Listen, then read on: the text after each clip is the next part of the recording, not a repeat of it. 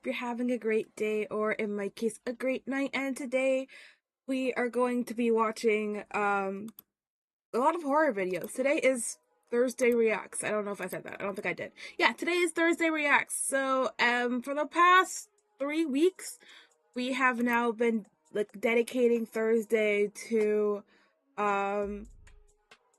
reacting to things, as that's really what my YouTube channel is just all about. It's just about reacting to things. So it's like, why not bring that into my live streams? And so far we have reacted to horror twice now, actually, and K-pop last week. I don't know why, but I thought today we were actually supposed to react to anime, but on my schedule I put horror. So we're just gonna go with horror again, and then next week 100%, I promise you, we will do like some cool, like, I don't know, anime quizzes on YouTube or something, because I cannot react to full anime episodes on Twitch or on YouTube. I'll get in trouble without pre-editing it first. Maybe we'll react to like saddest anime deaths. Maybe I'll make everyone cry or something. I don't know. That's also gonna be like spoilers, so I'm gonna have to put that in the title, like spoiler alert for animes for sure.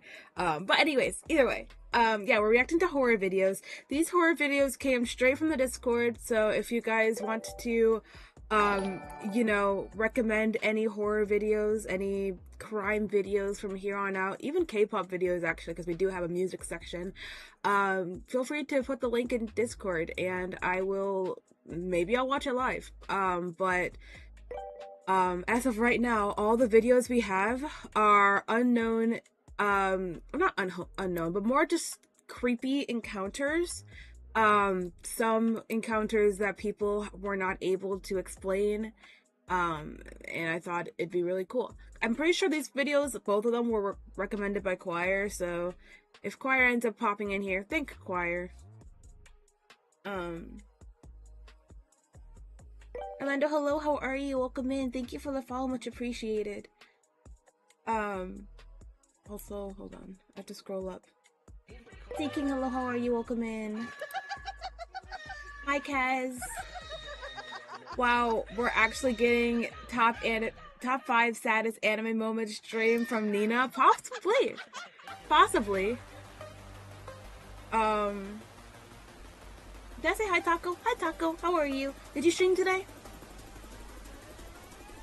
I honestly did not look at my phone much today.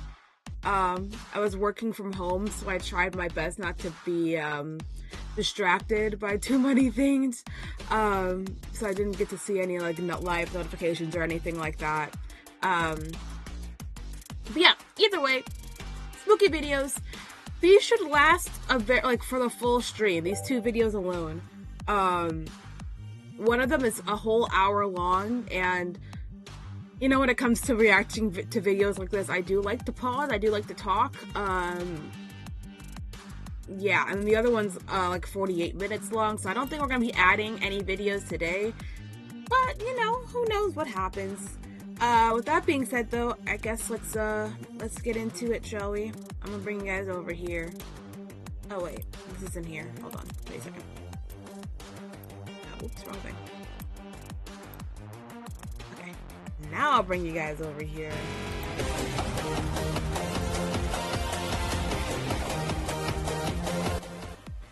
And you know what? I think I might move chat somewhere. I might have to move you guys.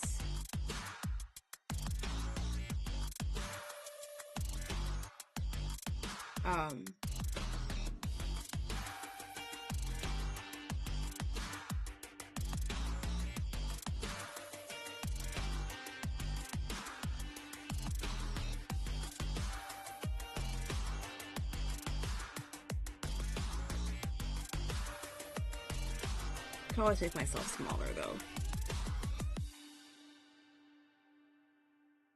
Maybe I should make myself smaller. Hold on.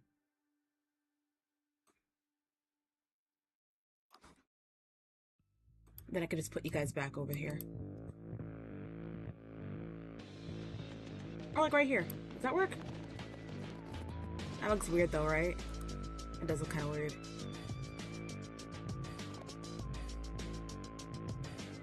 I just feel like there's so much over here. No Taco working today. JK drinking root beer. Lamau. Okay, you know what? What we're gonna do is I'm just gonna...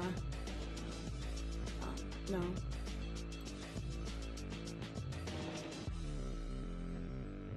That's not what I meant to do. I'm just gonna cut chat a bit. Like with something bigger again. Okay. Chat's a little tiny for right now.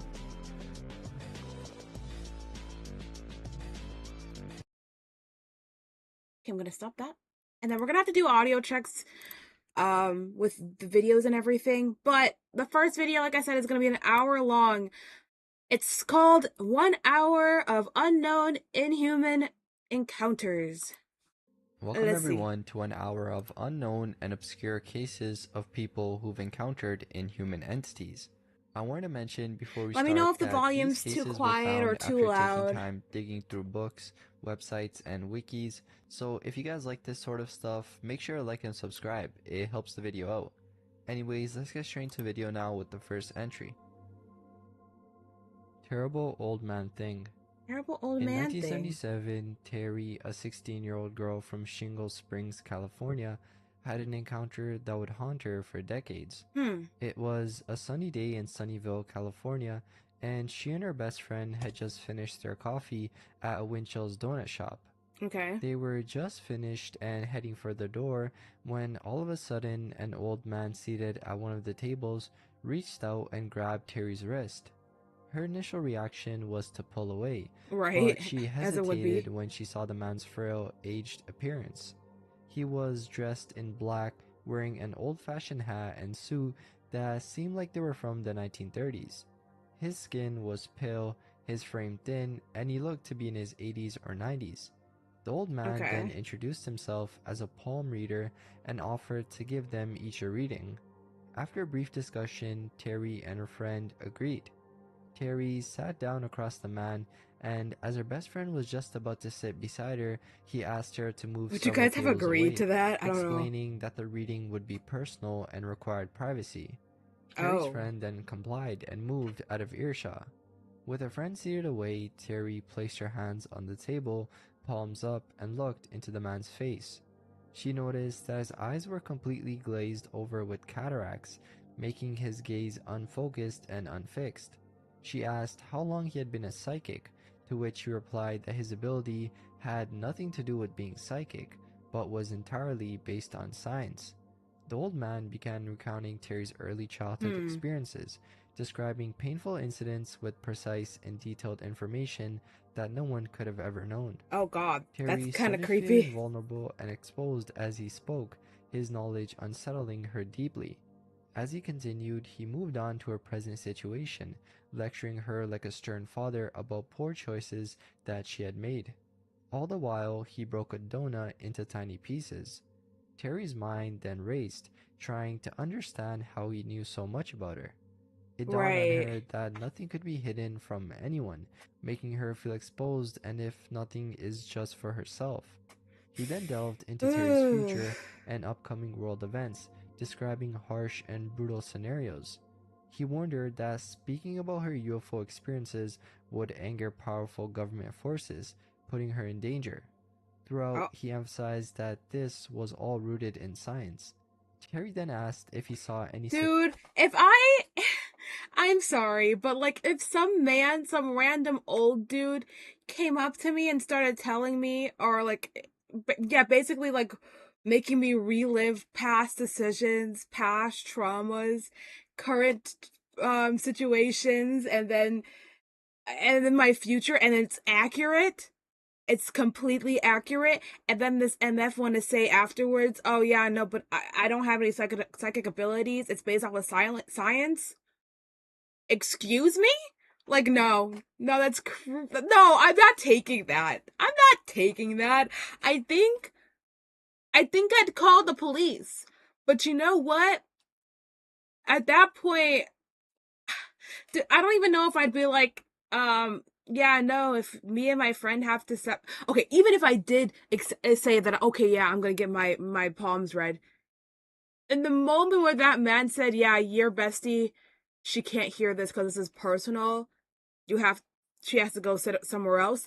No, that's no, absolutely not. What do you mean she can't sit with me? No, then I don't want to do it. Let go of my wrist, old man. Success in her future. The old man told her she would not find success and would die of a broken heart. He said it would be a better, stronger woman who would succeed. Oh, Terry then began to cry, and he sharply asked if she would lay down and die or stand up and fight. He claimed he had done her a huge favor and would return to collect on it in the future. what? The reading then ended, and the old man asked Terry to leave the table. He then beckoned her friend over, spending only 5 minutes with her. When her friend rose, she was visibly shaken as well and hoped his predictions wouldn't come true. Outside, Terry pressed her friends for details, but she was too upset to talk. As they walked home, her friend asked about Terry's reading, noting it had lasted nearly 2 hours. Whoa, Terry what? was at a loss for words when her friend suggested that the old man was not human, but an alien. This is where the story turns a little more weird. As she spoke, they saw an old black car from the 1930s or 40s pull out of the parking lot and pass them.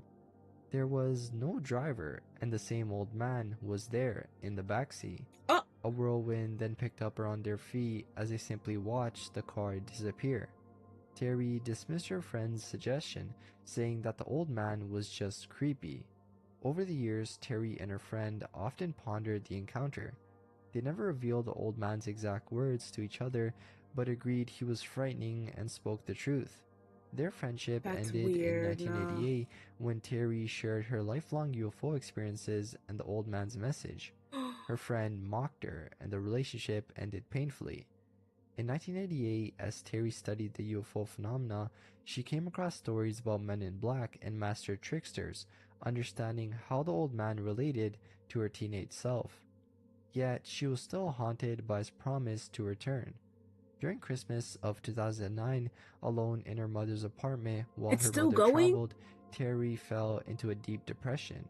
She had lost the job she loved due to the economy, ended a painful Mm. relationship, discovered her old friend had died of cancer, and lost her beloved Oh. horse. Starting on Christmas Day, Horse. Terry fasted and prayed for 3 days, seeking peace. Mm. She realized she was heartbroken over her losses, and after all this, everything that the old man had said I'm so sorry. I'm pausing this right now, but give me 1 second. Something in VTube Studio is pissing me off. Yeah, I figured. Okay, sorry. Let's uh let's resume. That was gonna get to me. resurfaced in her mind. She began drinking heavily at night to escape his words, which continued into early 2011 when she slowly recovered. She Whoa. quit drinking and looked forward to a new year. This is a In long April of the story. following Like year, it's Terry discovered a ongoing. lump in her breast but thought it was a fibroid cyst. Oh She no. delayed getting it checked until July when it had grown significantly. The No. diagnosis was unfortunately cancer. Yeah. After trying alternative therapies, she ended up having a mastectomy. It was discovered that she had advanced stage cancer, and once again, she couldn't help but feel haunted by the old man's words. Terry found herself both eager and apprehensive as she awaited his return, but she was no longer afraid anymore. If it's rats he wants. Wow. So wait, that was the story. That was just one story. Holy cow. I mean, like, freak. I don't know. I would think he just. Oh, I don't know. I don't know. I mean, maybe they In could have. July of Oh, sorry. 1997, They could have been just like so distraught that they didn't see a driver in the car, but they noticed the man. Sure. But also, it sucks that that lady literally spent decades just thinking about that encounter and waiting, somewhat waiting to see that man again. I mean, and you know, of course, like the end of her life kind of sucked, but like, uh, dude, I'm still stuck on that encounter though. Like if I met someone like that, or like initially, I'd be like, ew, no, don't touch me, goodbye, no, I'm good.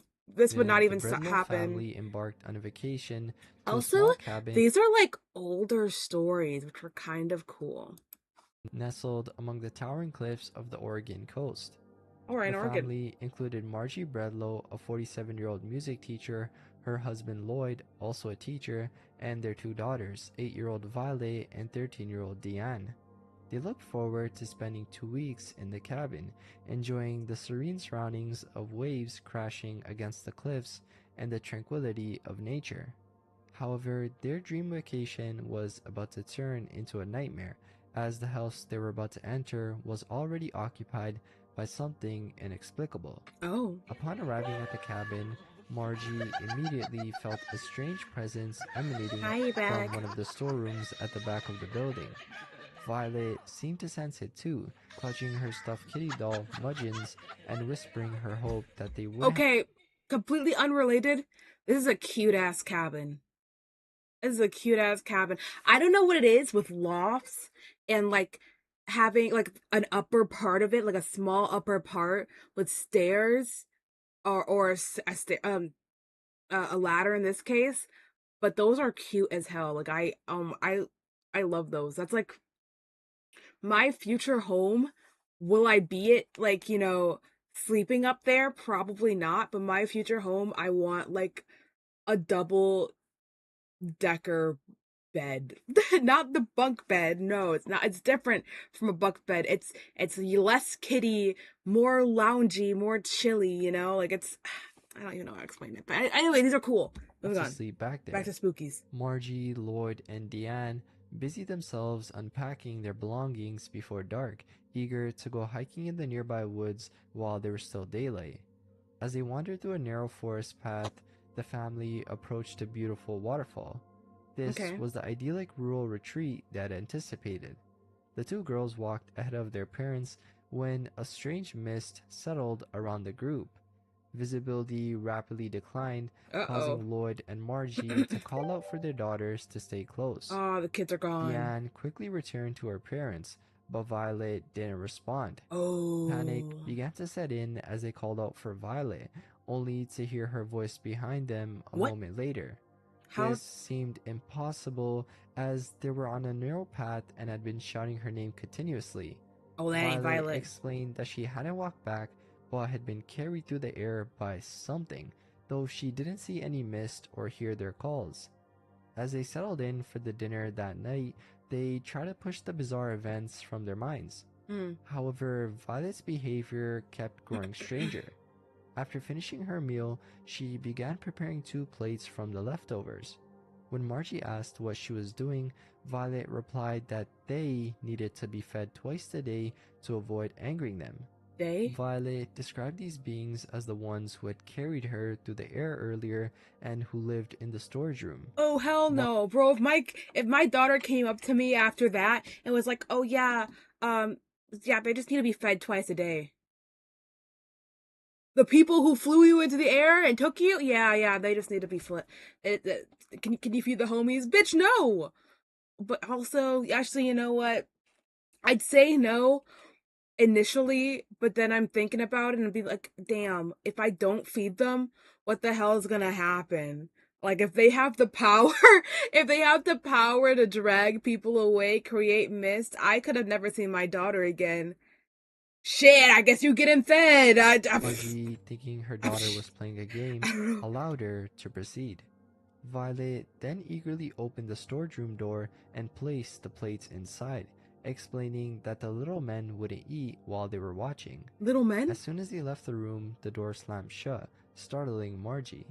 Lloyd then came running to the sound, and Violet calmly explained that they were feeding the little people in the back room. When Lloyd opened the door, he found 2 rats eating the Back room. leftovers. He grabbed a broom to shoo them away, but Violet begged him not to, fearing their wrath. Lloyd ignored her pleas, but as he approached the door, it slammed shut again.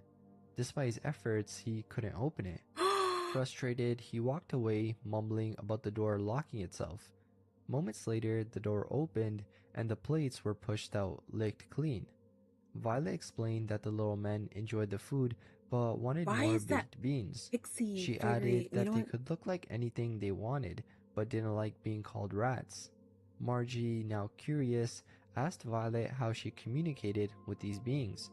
Violet said she could hear their voices in her head, the same way they spoke to her when they met her on the trail. Margie began to believe that there might be more to her daughter's stories. For the next few days, Margie and Violet fed the little people in secret while Lloyd read and Deanne worked on puzzles. Lloyd was unaware that Violet's connection with the entities had deepened. On the fifth afternoon, just before sunset, Margie heard a metal snap followed by a high-pitched scream. She found Violet clutching her temples in pain, screaming. Oh. Margie ran to the storage room and found two small humanoids in green, one trapped in a rat trap.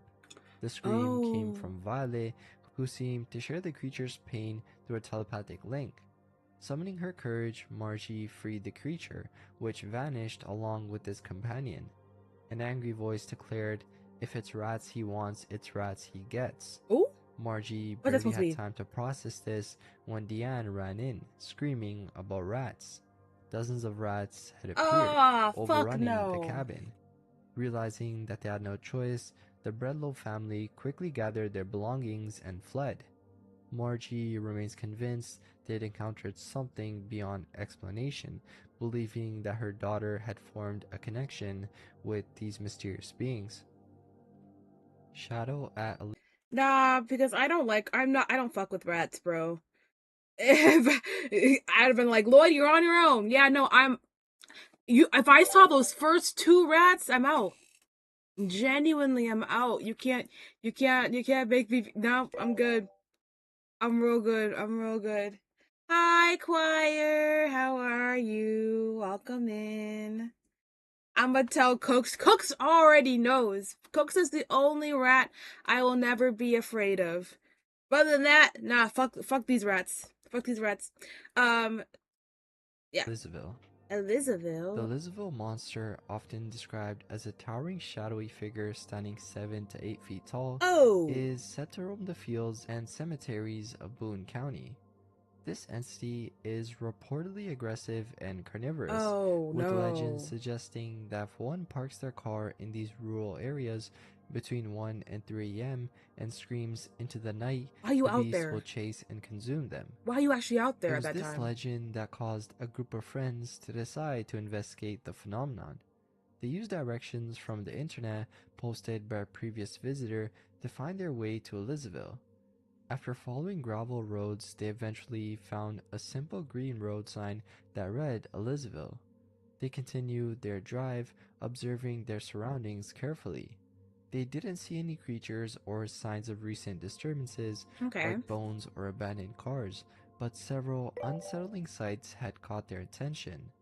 These included part of a To a cornfield regular light amount. appeared Okie to have been dokie. smashed through, likely by a vehicle, and a relatively well-maintained house had its windows broken. There were even tire marks on the road indicating erratic driving. As they ventured deeper into the area, they noticed a strong smell of decaying meat. Oh The boy. temperature was unusually cold for a summer night, Oh which boy. added to the eerie atmosphere. One of the friends, KJ, sitting in the back of the car, complained of severe stomach cramps, which he claimed always occurred before something bad happened. Their Ooh. exploration then took a It disturbing could just be turn nerves, but whatever. when one of them, looking out the window, saw a human head lying sideways on a tree stump a few feet from the road. The blood was still Oh. fresh, and the eyes were wide Oh. open, staring directly at them.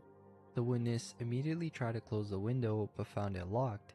He shouted for the driver to close it, and after describing what he saw, they decided to leave Elizabeth and return to Indianapolis. Yeah, great Once great they were decision. back in familiar Great territory, decision. the witness suggested reporting the incident to the authorities. However, his friends argued it would be pointless. They believed that outside law enforcement would not find enough evidence to take any action. By the time the police arrived, the head would likely be gone. They considered that traces of blood might remain, but these would be virtually meaningless without more substantial Hmm. evidence. Additionally, Would I call it in? If I see something like that, my first thought is getting the fuck out of there, which they did. So great. But then afterwards, would I call it in? I don't know. I don't know. I don't, but it's more like it's not even, I'm not even worried about if it's still going to be there or whatever. I'm more on the fact of would they even believe me? If I were to say that, if I were to say, "Hey, I saw a freaking decapitated head and it was staring right at me and it looked like it was fresh and all I did was drive off because I, you know, would they believe me? Maybe. So, I mean, I'd contemplate it about like a lot. I'd like basically do like so much scripting in my brain before I actually make that final call.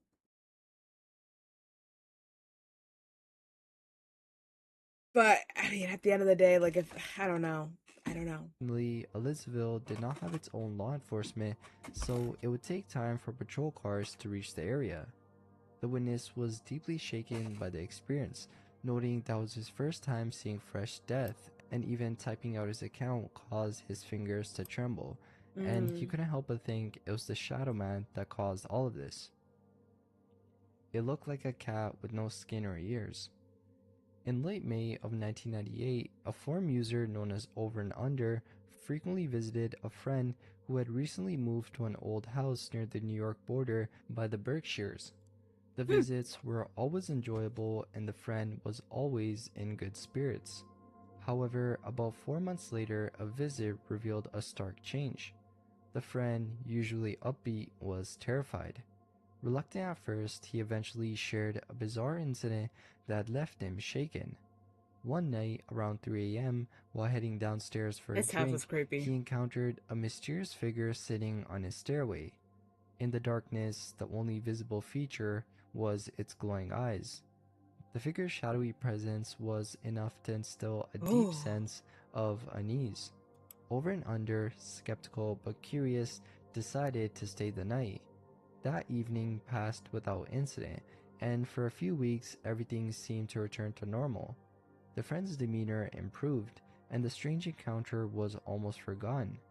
As November approached, Over and Under and a few friends planned a camping trip in the Berkshires.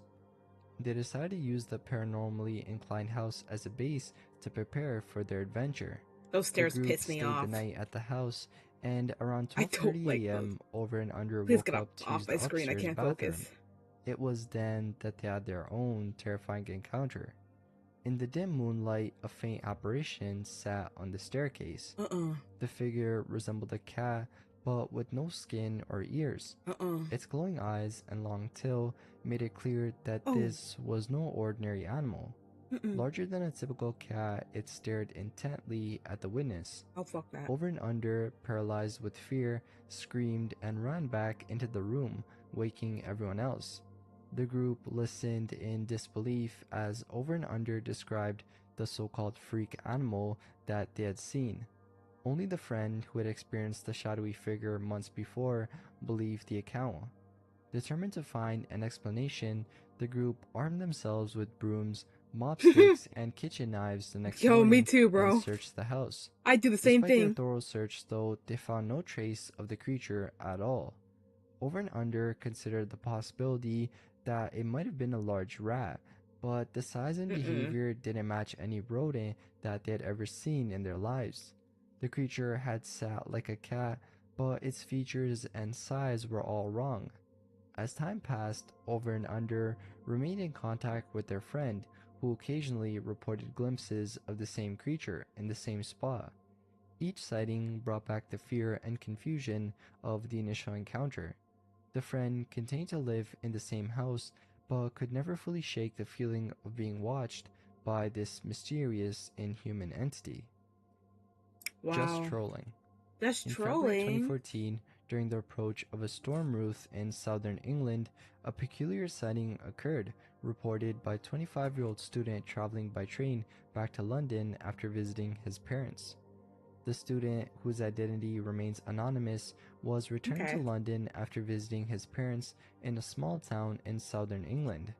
Concerned about the potential cancellation of What is trains due that? to flooding and the impending storm, he Like a decided to goblin or head back something? But it earlier has than planned. horns. The journey began uneventfully, with the train moving slowly due to the flooded landscape. As the sun began to set, the student drifted in and out of sleep. At some point during the Looks like a journey, troll. the student awoke to a shocking sight. Through the window on his left, he saw a massive figure running through the waterlogged fields.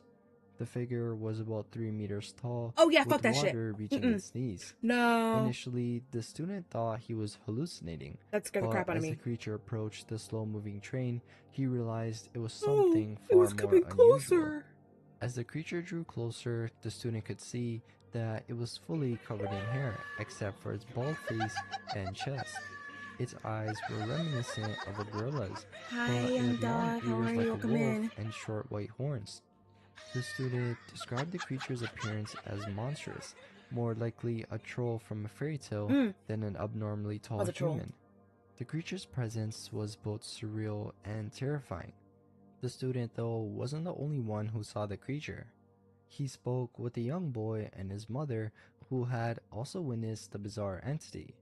Although he didn't provide details of their conversation, the fact that he mentioned talking to them implies that they confirmed seeing the same thing. That's The crazy. train had few passengers that day, likely due to the weather conditions, which may explain why more people didn't report the sighting. Lanky Lagomorph Lurker. So this account comes from El Bene, who submitted a unique and unsettling report Oh, look at to the the West turtle. Virginia Ghost website on October 1st, 2016. In her account, she detailed an experience with a group of friends while they were exploring creek beds in South Charleston. Her friends had previously shared similar stories, but Elle remained skeptical until she found herself at the center of a terrifying encounter. The group arrived at the creek bed, which was nestled in a low valley lined with rocky overhangs. As they ventured further, the sky turned pitch black, and a shadowy black dog appeared at one end of the creek. Oh. This creature, resembling a hellhound, moved upstream toward the group, but vanished when it got too close. The sudden disappearance of the hellhound left the group unnerved, but Right, what it's weird. followed was even stranger. Elle describes seeing a creature about 3 feet tall with leathery skin. It stood on two legs and perched on a rock, moving in a hopping motion. The creature had dark skin with disproportionately What the long and hell? thin limbs, and a head like a rabbit with long ears. What the Its hell? hands and feet had slender fingers and toes, and this bizarre bunny man, as Elle described it, hopped back and forth on the rock. Oh, hell The no. group became transfixed, I don't almost like that. hypnotized by its movements. In their trance, they failed to notice a second creature of the same kind creeping up on the truck beside which they were standing. When the group finally snapped out of their daze, the second creature was only 3 feet away.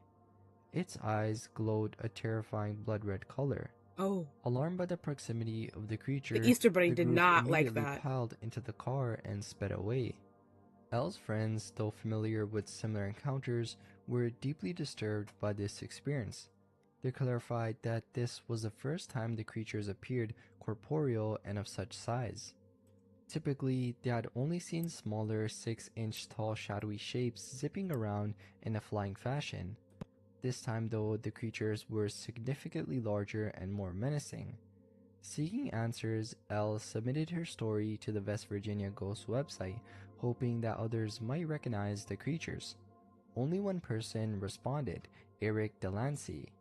Eric also shared a similar experience through Facebook, describing how he initially mistook the creature he saw for a jackrabbit, but soon realized it was far too tall. I was gonna say, yeah, His they sighting said that thing was occurred like one 3 night meters. when he stopped at a local bridge next to his house after work, a routine he followed to clear his head. On the night in question, Eric noticed the unusual stillness of the air, a rare occurrence in West Virginia. He felt an West instinctual urge to Virginia. leave quickly, but decided to linger and throw a few stones into the creek. As he did so, he noticed something moving and began to make out its shape in the darkness. Eric had a flashlight with him, which he used to illuminate the creature. The light revealed a hunched figure on the side of the creek, Oh God. seemingly eating something. The creature's eyes glowed fluorescent green, piercing through the darkness and instilling fear in Eric. He described the eyes as piercing his skin and leaving a lasting impression. Oh my. To this day, he frequently dreams about that night, waking up with tears in his eyes and his body covered in sweat. The creature Damn. Eric saw stood upright and began to walk, further dispelling the notion that it was a jackrabbit. Its height, along with its upright posture, confirmed it was something else entirely. Eric's experience paralleled Elle's encounter, suggesting the existence of these strange beings in the region. Mermaid of Mortai. Brain Mellar never believed in mermaids, dismissing them as mere fairy tales. Donnie His Darko. perspective, though, changed dramatically when he was stationed with the US Navy on Morotai Island, Indonesia. One sunny afternoon, Ooh, while performing Indonesia. his duties, he noticed a commotion among a group of local fishermen. Intrigued, he decided to investigate. Oh, As he sorry. approached, he saw the fishermen struggling with their nets, pulling out what seemed to be a large, writhing Probably at creature. a At weather first glance, advisory. Mellar thought that the catch was a shark thrashing violently within the confines of the net. However, as he observed more closely, the shape of the creature seemed to shift between something human and an aquatic animal. Oh, One moment it appeared to be a typical 7-foot long shark, and the next it took on a form that was eerily human. Bewildered, the Mellar mermaid. questioned the fishermen about their catch. They nonchalantly replied, "We catch mermaid again." This Again? response left him stunned. Mellar, believing the creature to be human, pleaded with the fishermen to release it. They refused, stating that they wouldn't kill it, but that it would die on its own.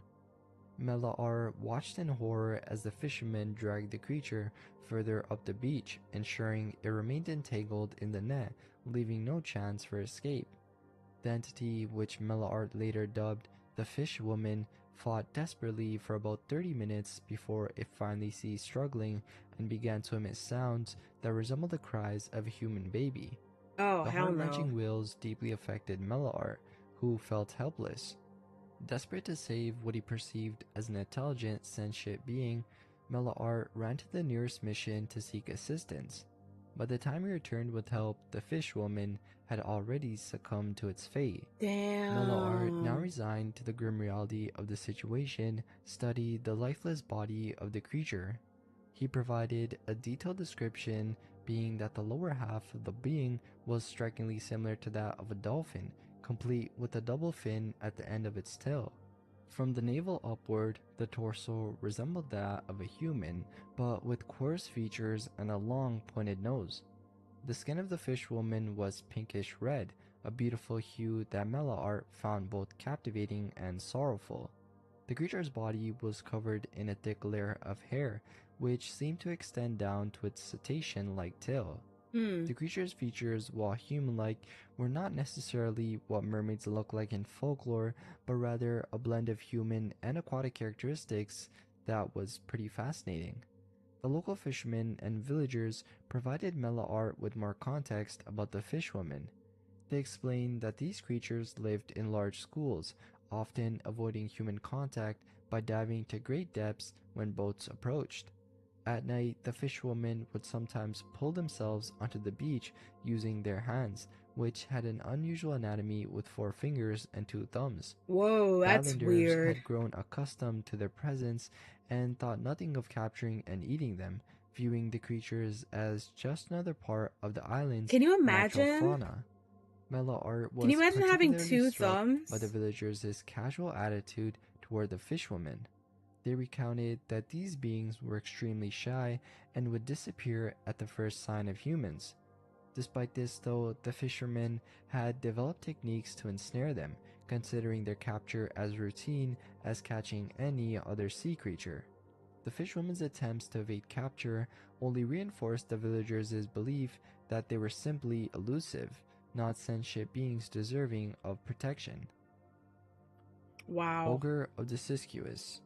On January 2nd, Tiscus? 1886, a correspondent for the Del Norte Record wrote from Happy Camp in Siskiyou County, sharing his limited knowledge of wildman legends in the area.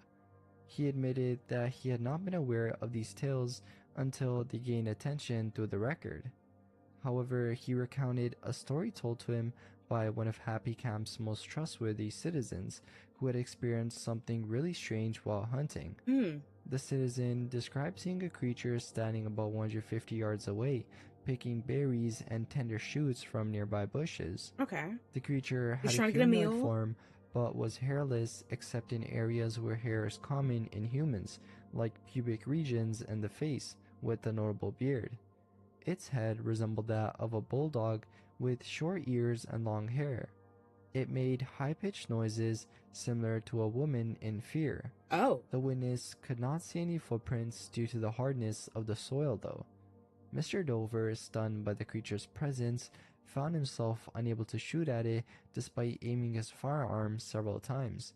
He ultimately decided against it because the creature appeared too human. The area where the sighting occurred is located between Marble Mountain and Happy Camp. Other reports from the region mentioned similar sightings, although descriptions of the creature's height varied, with some accounts Hmm. suggesting it was taller than Dover's estimate. The creature appears to be herbivorous according to Dover's observation, and the correspondent speculated that it might make its den in caves within the Marble Mountains during winter. Indescribable Ew. lurker of Lanternam. In the southwest Welsh region of Tafayn lies Lanternam, an electoral ward that was home to a young man named Edward Frank sometime before 1813. One night, as 1813, Frank was damn. walking home, he heard footsteps approaching him. What he saw was tall, dark, and utterly beyond explanation. Frank, intrigued and unsettled by the voice, peered through the darkness to glimpse the figure coming toward him. The sight he encountered was described as dismal, a very tall entity of some kind. Despite his growing dread, he managed to shout a threat at the being before him, A demanding, in threat? the name of God, that it move out of his way or he would strike it. Bitch. To his astonishment, the Nah, entity because vanished why immediately. are we angering it? Why are we angering? I know you got places to be, people to see, but like you see something like that and you don't threaten it. You're like, "Hey, can you move? Please? I got places to be." Maybe a little honk honk. It's in a car, right? It's in a car. Was that correct? But either way, you don't threaten it, threaten to hit it, threaten to strike it. The hell's wrong with you? This is why people die. This is how people die in horror movies, guys. Right here. Right Frank's here. night did not end there, though.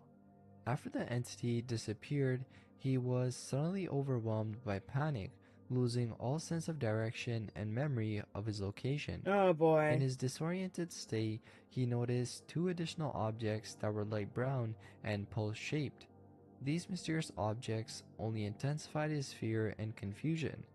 Seeking some form of security, he spotted a cow in a nearby field and stumbled towards it, Ow. leaning against the animal for comfort.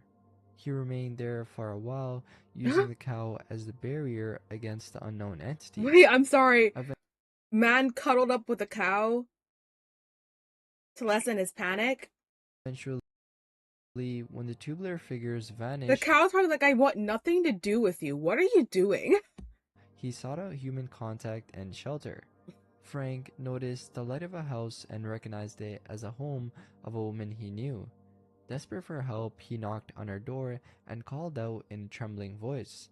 The woman, recognizing him as her distressed neighbor, let him in and offered him a place to stay for the night. Another guest in the house, a religious man named Abraham Llewellyn, heard Frank's story and later recounted it to Reverend Edmund Jones. Reverend Jones then included this account in his book A Relation of Apparitions in Wales. A book? Little People of Metcalfe County. In south-central Kentucky, within Metcalfe County, Kentucky. lies the small town of Summershade. The area is defined by hills, hollows, mountains, valleys, and stone bottom creeks. Thick forests cover much of the region, vastly different from the marshy lowlands of western Kentucky. Hidden within these forests are entrances to numerous dark caves that lead to murky A caverns small town with a extending big deep heart. underground, connecting to the world's largest known cave system, the nearby Mammoth Caves. This extensive network of tunnels and passages remains largely unexplored, leaving open the Oh, possibility that unknown species might anything could inhabit be in these there. subterranean spaces, Ooh. using them for concealment and escape. In 1995, Robert moved to Summershade, acquiring a property of about 75 acres on two parallel ridges covered with pine and fir trees. A small, rocky stream near his house separated it from the barn, creating a serene scene. For several months, everything seemed normal until Robert noticed that some of his chickens were disappearing Oh, without any trace. Despite weird. searching for any signs of predators, he found no evidence of nocturnal visitors, leaving him puzzled about the missing chickens. Yeah, like where'd they go? Initially, Robert didn't think much of the missing chickens, even though his family had learned the hard way about such disappearances back in Spotsville some 20 years earlier. Chickens are typically easy prey for predators, especially when kept in coops. Sure. Despite the continued disappearance of the chickens over the weeks, none of the larger livestock seemed disturbed, and nothing else on the property was affected. The mystery of the vanishing chickens remained unsolved Oh, really? until two family friends, Tim S. and Chris W., visited for an extended stay. Robert offered them a camper to sleep in, which they parked about 100 yards from the house beside a heavily wooded area to avoid being intrusive. In the evenings, they would drive to a dirt access road and walk a short distance to the camper. During their stay, Tim and Chris reported seeing little, hairy creatures illuminated by their headlights. Yeah. These creatures, about 2 to 3 feet tall and Oh, covered in literally dark tiny brown hair, things. would quickly retreat when exposed to light, moving both on two legs and on all fours. They always appeared in groups or 2 to 4 individuals. One night, while preparing for bed, they heard a strange chattering sound outside. Looking out quietly, they saw a group of these creatures in the woods near the camper, stealthily approaching and darting between trees. Occasionally, one or two would emit a grunt. Chris grabbed a handgun for protection, Huh. ready to shoot, but Gotta Tim stay stopped strapped. him, fearing that it might provoke the creatures into swarming the camper. Observing the creatures, they noted that they were covered in dirt and dried mud, suggesting that they had been digging along the nearby creek banks.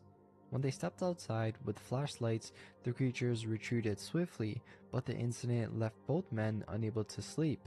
Tim and Chris shared their encounter with Robert, who took their story seriously.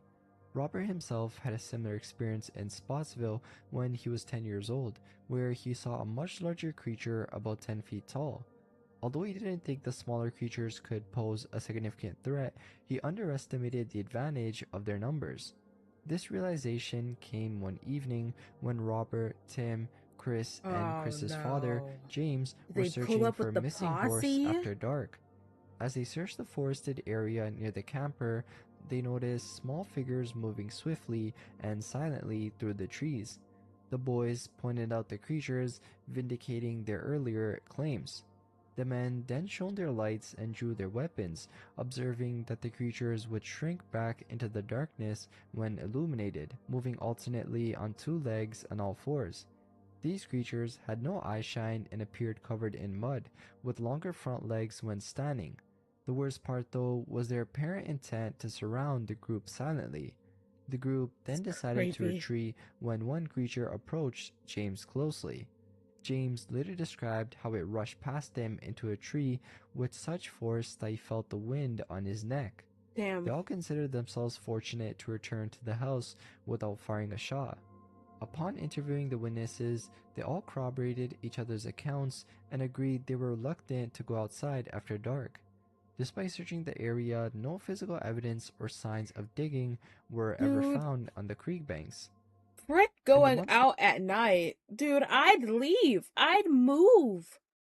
I'm sure I can find some more farmland in Kentucky, bro. I gotta get out of that town.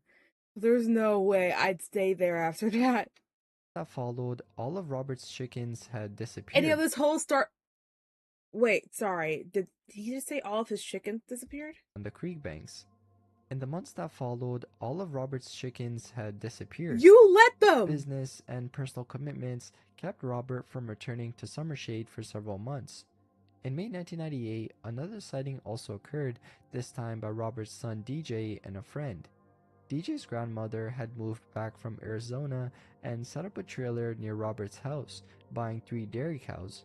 One day, DJ and his friend noticed a cow being chased by one of the strange creatures, Oh my slightly goodness. larger than those previously seen, about 4 to 5 feet tall. The Oh, hell creature no. moved with the same curious gait and looked dirty. It only stopped chasing the cow after running into a barbed wire fence. The boys found a footprint left by the creature before a thunderstorm had erased it. They described it as a Conveniently. human-like print with split hoof toes. Black-eyed Okay, like I was waitress. saying, you let those chickens down. Like I said, if I encountered one of those little dudes, I'd be moving. We'd move the chickens, we'd move the cows, we'd move everything, including your own belongings and your own self. We would be moving to a different part of Kentucky or something and hoping to God that those little freaking guys don't follow us to any other part of Kentucky, bro. But no, you stayed there. You stayed there knowing those creatures were, and this all started because your chickens were being eliminated, and you wanted to investigate. That's how it all started. And in the end of the day, you just let your chickens down, and you're just like, okay, I got spooked, I got scared, I saw those things, and I didn't like it, bro. How do you think your chickens feel, bro? Every night they see one of their freaking their chicken brethren getting taken away into the freaking forest, bro, and just hoping, just knowing that tonight they survived, but tomorrow is unknown. You let that happen.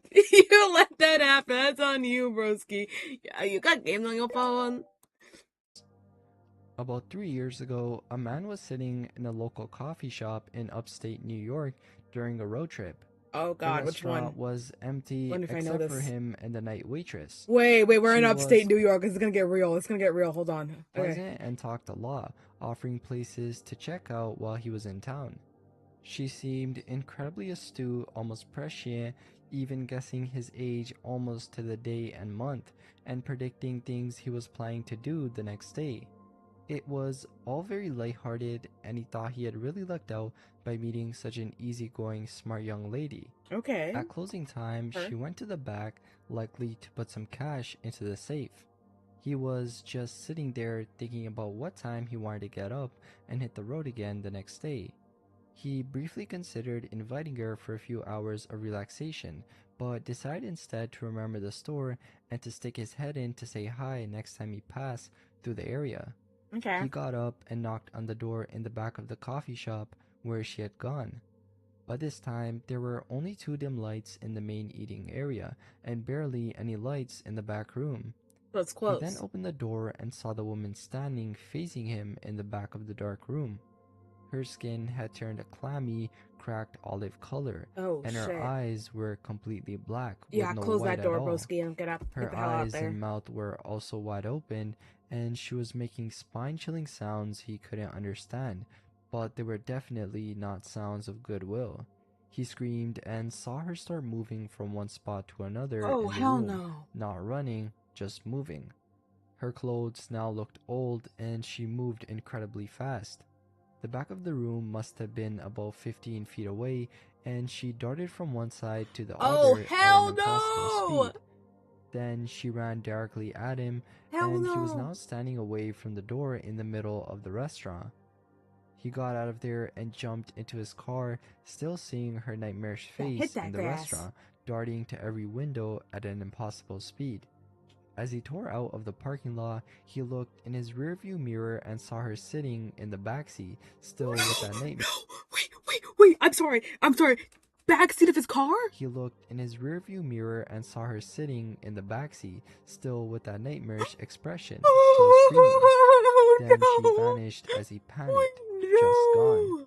He doesn't know what that was that spoke to him in the restaurant that day, but he knows it wasn't any prank. At night, he sometimes sees her shadow moving in the dark in his room, grinning a really ugly, evil grin. He hasn't slept properly since that encounter, and recounting it still sends chills down his spine. No, wait, fuck that shit. Fuck that shit. So you're telling me that you did everything right. You did everything right. And that bitch followed you? She showed up in your room? Oh my god, no. Imagine being like, someone and you meet this person and you're like, "Oh, I'm glad we get along and you're I'm kind of digging you." And then you see them at the end of their shift and they're like that. That's crazy. No amount of therapy. No amount of therapy will help you with that. Good luck, my guy. A Wow, little that is monster. scary. I didn't like that Christopher one. M. Walker, now That scared me. 33 and a family man with a wife and 2 children, has worked in the construction industry for nearly 2 decades. He's known for his straightforward and no-nonsense attitude, making him the type of person who would not fabricate stories. He firmly Okay. believes that he and a group of friends experienced something extraordinary just before midnight on July 4th, 1990, when he was 14 years old. On that evening, Chris and his July friends 4th. gathered behind a factory building on the east side of Henderson, Kentucky. We're in They had a Kentucky pack again? of cigarettes, which they passed around while sharing jokes and boasting, as teenagers often do. Among them was a 10-year-old under Chris's care. The group was sitting on a stack of old skids, surrounded by dumpsters and more skids from the factory, when a loud banging sound interrupted their conversation. About 30 feet away, a wooden crate on top of a rusted dumpster was moving with each bang. It became clear that something inside the crate was desperately trying to escape. Let me move The my fan crate real quick. rocked Give me a back second. and forth until it finally fell to the ground, breaking open. From the debris emerged a dwarf-like creature covered in dark hair, except for its face and hands. The creature stood about 3.5 feet tall, with red eyes reflecting the street lamp light. It appeared disoriented, frantically looking around. The boys, paralyzed by fear, watched the creature. It had pointed ears, a flat nose, and patches of bald skin. The reality of the situation hit them after about just 10 seconds, and they started fleeing, running all the way to Chris's house, nearly half a mile away. Their story was met with disbelief by everyone they told. What is another troll? Years later, in 2006, Chris provided more details about the creature's appearance.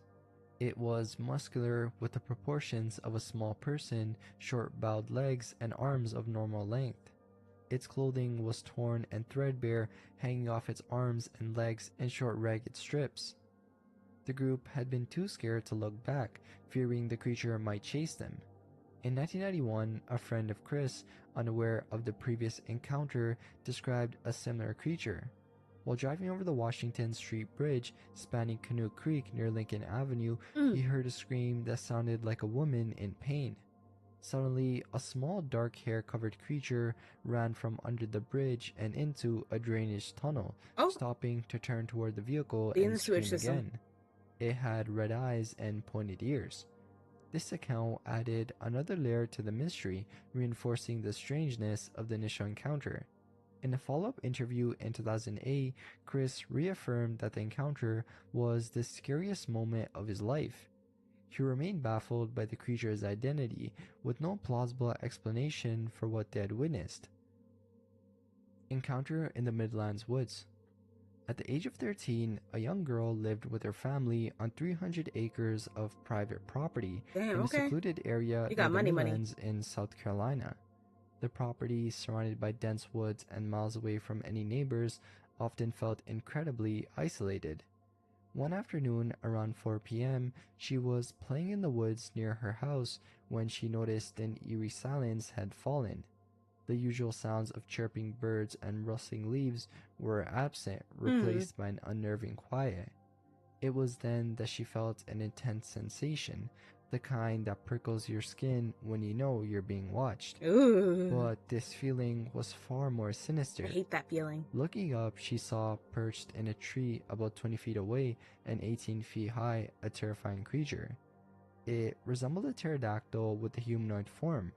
Oh. Its skin was a disturbing blend of brown and clay, and its eyes were a vivid blood red. The creature had bat-like wings and sat hunched on its legs, poised as if ready to leap into the sky. Sharp claws then Oh. gripped the branch where it perched. Although the girl couldn't precisely gauge its height, she knew it towered several feet above her 5'7" frame. The creature's tiny, beady eyes exuded a palpable intelligence and malice.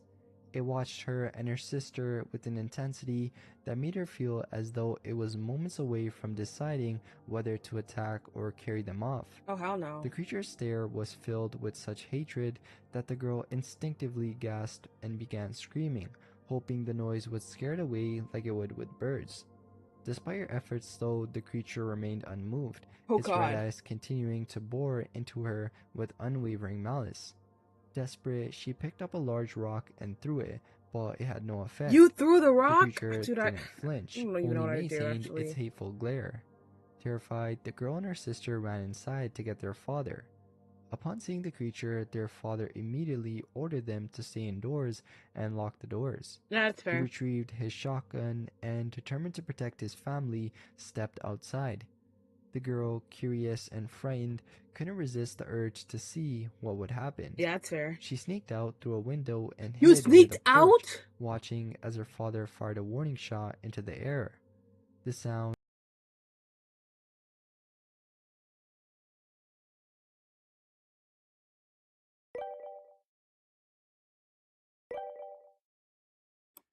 I was muted. I don't even know when I became muted, but I was muted. One, um, yeah, no, I definitely would run inside the house. I don't know what compelled you to throw a rock at it, but yeah, sure. You're stupid. Yeah, I would definitely run into the house. Yes, I'd be curious to see how my dad was going to take care of this. No, I would not escape out the window. Just peek out the window. Windows closed, blinds slightly open. That's all you gotta do. Girl, that's all you gotta do. Why did we walk back outside into the danger? Why did we walk back outside?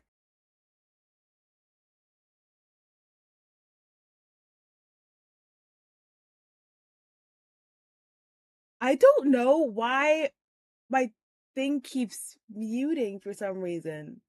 Um, weird.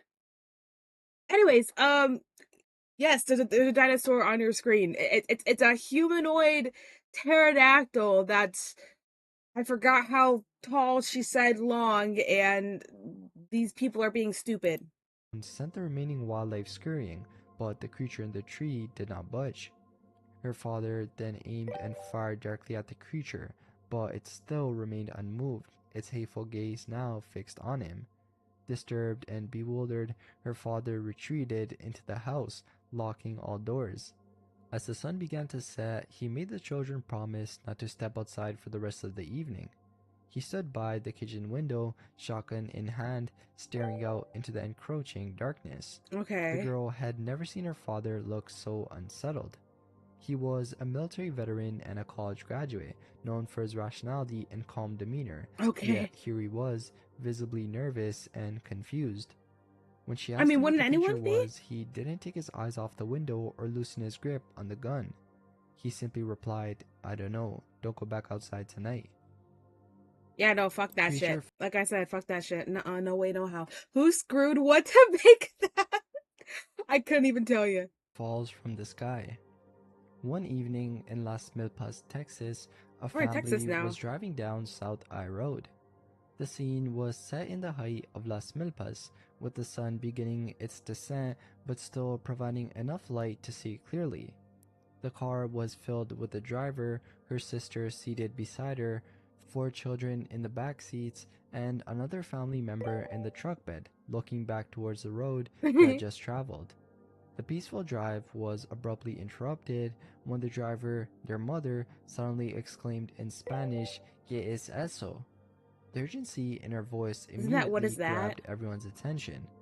The car then slowed down, and all eyes turned to see what caused such alarm. Oh, In that split second, they collectively hello? realized that they were witnessing something extraordinary and terrifying. What they saw was like a man, but with enormous wings, struggling to take flight. The The sheer fuck? size of the wings was striking What are you and on? caused immediate panic.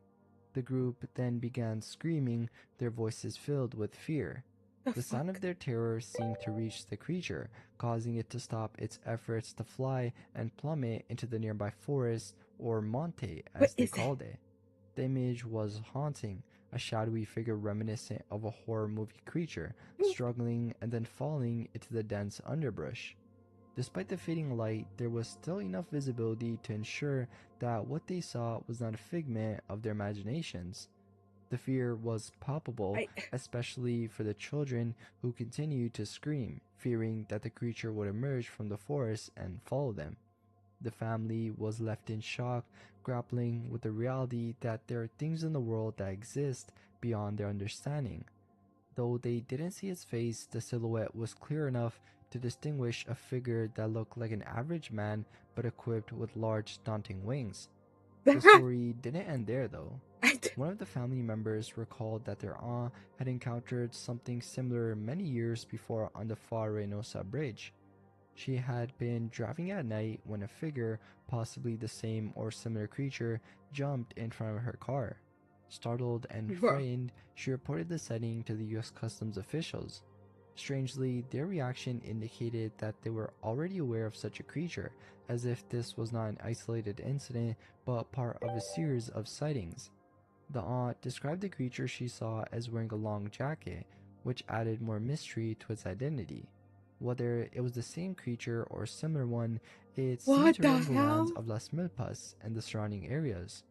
There were whispers and stories circulating through the valley, suggesting that sightings of this winged being were not uncommon. Dude, I'd be like, bro, whose uncle is this? Someone grab their uncle. I don't know whose turn it was to watch over him, but he's grabbed the wings again. Uncle Tommy's grabbed the wings again and he's out there jumping in front of cars. Please, someone send help. Someone please send help. What the that thing what the I would okay, that's probably the first thing out of everything that we've seen in this video that I would not take seriously if I saw. I would be like, what the fuck is this? Who is that guy? Like who actually is that guy? Oh, choir is this is local for you? You telling me Jeepers Creepers is practically my neighbor? You need help? Now you on your own, brother. You on your own. Tell someone to go grab their uncle, bro. Tell them to grab their uncle. Oh, it's funny. Camouflaged humanoid creature. A report from the summer of 2021 described a chilling encounter experienced by a family in Galveston, Texas. Late one Or in night, a Texas again. mother and her Cool. daughter, along with a friend, decided to visit the beach after attending a drag show. Let's go to the It beach. was nearly Beach. 3 a.m., and they chose a beach access point they had never used before, Why are we going to the as it beach at was 3 closer a.m., than their brothers? usual spot. The mother drove around in a circle to illuminate the area with the car's headlights before parking near a trash can close to the dunes. Immediately upon exiting the car, all three felt inexplicable heaviness and unease, a sensation that they would later realize they had all shared. Despite the unsettling feeling, they proceeded to the water, with the mother carrying a large flashlight that also served as a taser. As they Okay, walked, we the were daughter's armed. friend suddenly turned back towards the car, having heard a noise from the direction of the dunes. She then took the flashlight and pointed it towards the car, revealing a tall, humanoid figure standing right up against it. Oh, The figure seemed to fade away when the light hit it, only visible at the edges of the beam. When the mother shined the flashlight directly at the spot, the figure had vanished completely. This experience intensified the already overwhelming sense of dread, and they knew they needed to leave quickly. Yeah, absolutely. Get in But that car and fear better kept drive them off. momentarily frozen. As they cautiously moved back towards their car, they saw the same figure crouched by the trash can with its back turned to them. In a What the silent hell? panic, they ran to the car, jumped in, and drove off as fast as they could. It took a few minutes of silent driving before the mother asked if they wanted to discuss what had just happened, at which point all three began to express their fear and confusion, with tears flowing. They described the figure as being at least 6'2" to 6'5" tall, with a slim, Nina, human-like send me this shape. video. You sent Its me this face was video. You blank put it in with deep, Discord. sunken spaces where the eyes should be, and its flesh seemed to It's form in a the Discord robe-like server, but appearance I can put the with link long, in. Hold fleshy on. flaps. Give me a second. Oh my goodness! Hello. Void Bound, hello. How are you? Oh, Ada! Hi, Ada. How are you? What's poppin', girly pop? Don't remember? Okay, it's fine. Here. Hold on. I'll copy this. Okay. Let me not. My notifications aren't working because I'm pretty sure I don't have it on this this screen. But hello, how are you guys? Welcome in, Raiders. My name is Nina Tozaichi. I'm a half demon, half angel VTuber. Right now we're watching spooky videos. You're not doing any activities. Oh, at least the anymore. shoutouts are still You were here. watching TikTok, then you heard a VTuber named Lumi Kurumi. Wait, that's another name that I recognize. I just enjoy playing Singing it on sometimes. TikTok, and you noticed I'm that she also was on especially Twitch and not followed good her, and then at, she sent me on a raid to Kira, I'm and now she's especially raided not good you. at jungle. What a 'cause wonderful I'm a chain of mid lane events. and ADC. What an incredible chain of events. What a small world. Wait. Get That's double crazy. rated Those high, aren't- Faye. Cum tree? That puts no me cum only treat. 3 people away Those aren't from your uppies. inlet. But That's incredible. Is it incredible?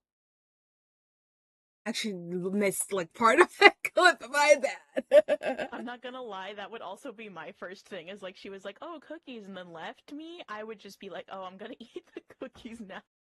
Lamau. Oh, and that looks like a horror game that I've seen before. I'm not sure what it is. But yeah, right now we're watching Unknown Inhuman Encounters. And then the next video we're watching, well, we'll get there. But it's Terrifying Encounters that left skeptics shaken. Today is our Thursday reacts. Normally we do like horror or K-pop, or anime. But yeah, today's horror. Next week will be anime stuff. And yeah, there's a lot of spooky things. Going on. I send a lot of videos to remember what I sent. That's fair. That's fair. I returned from the ad dimension. Welcome back from the ads.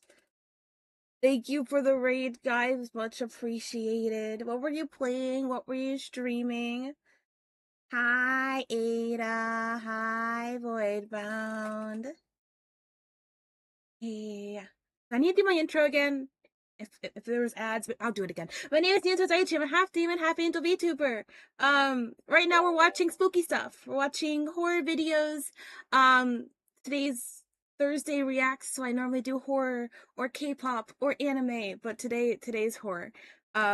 We are reacting to people encountering spooky stuff that cannot be, or that has not been explained.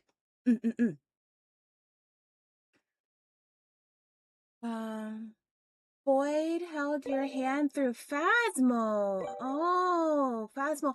I've only played Phasmo maybe twice, but it wasn't because like I felt kind of out of place when I played that game because I didn't know what I was doing, and there are so many different type of like entities the things could be, and I'm just like, I don't know how to test for things. I don't know what these are. So I kind of just like backseated while I watched my other friends play the game, and I'm just like, okay. This is fine. But thank you for the follow, much appreciated.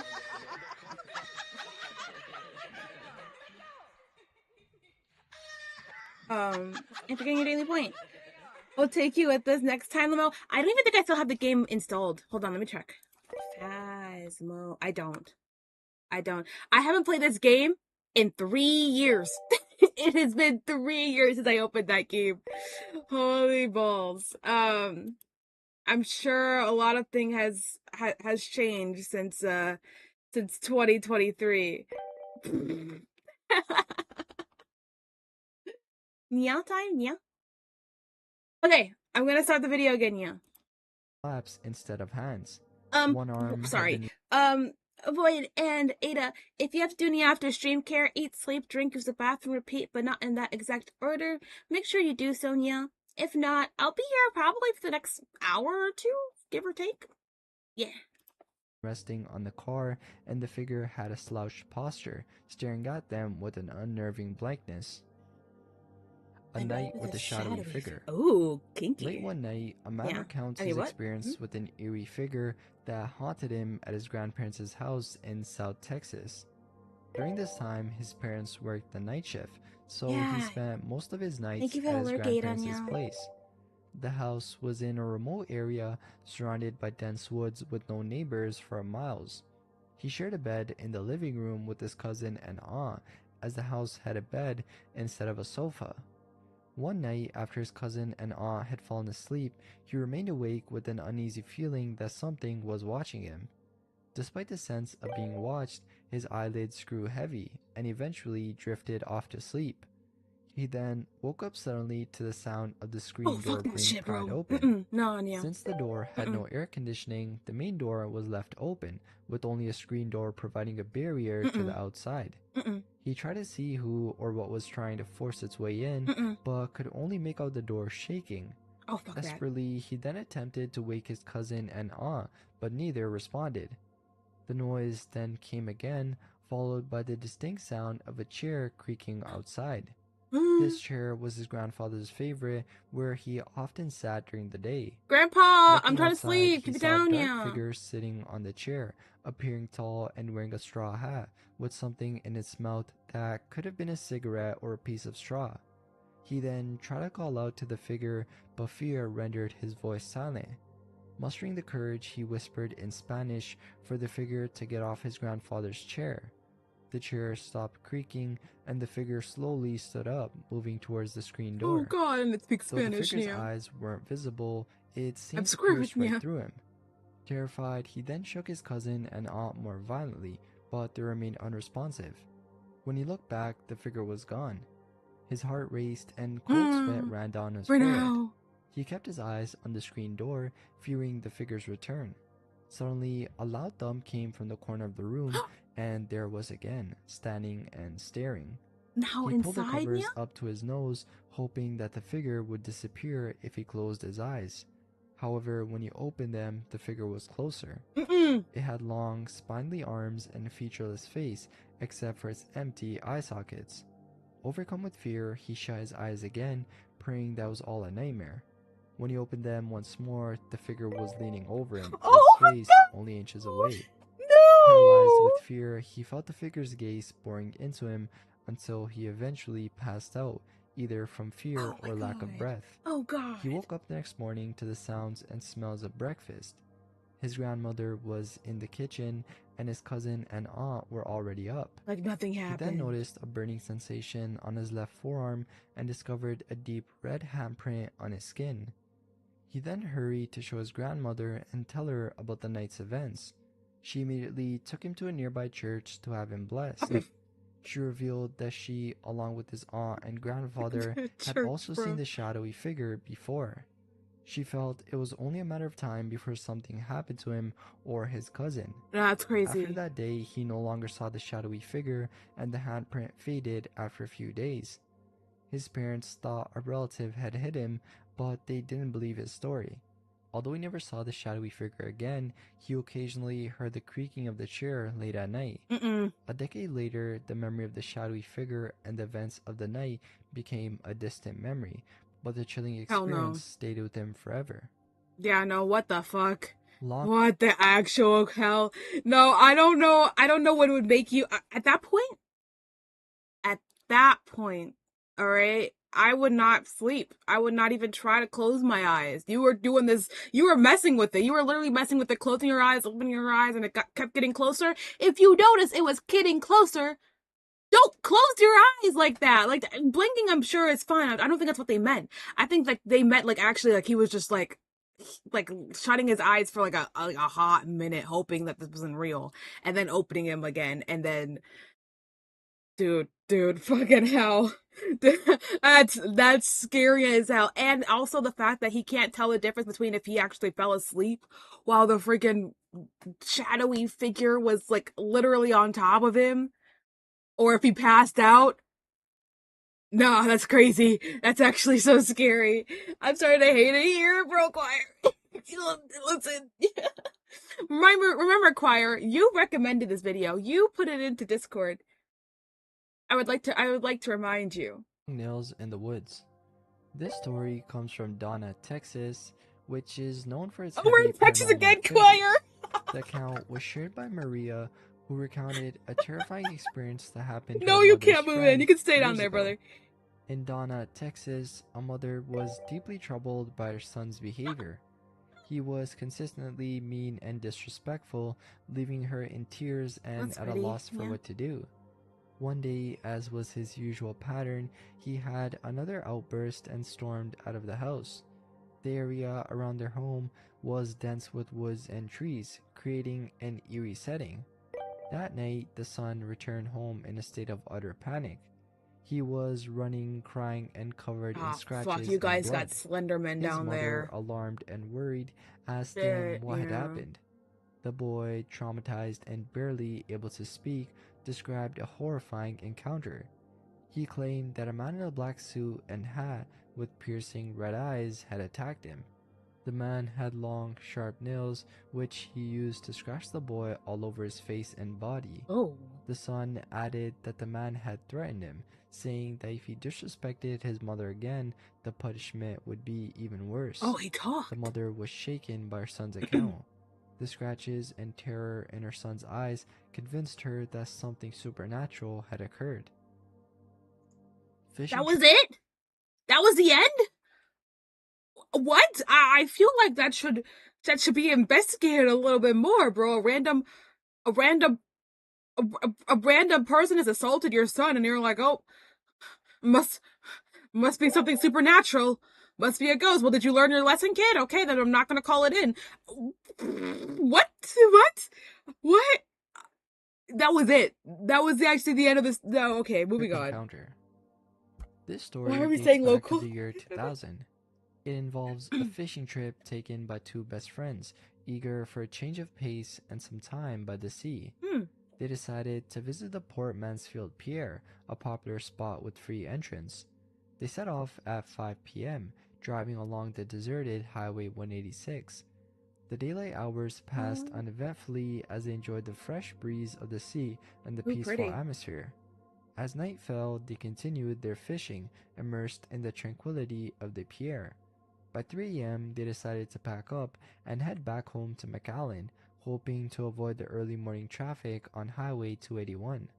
They loaded their fishing gear into the trunk of the car and began their journey back. Around 4 a.m., driving along the lonely stretch of Highway 186, they approached a bend in the road. They were traveling at about 80 miles per hour, eager to get home.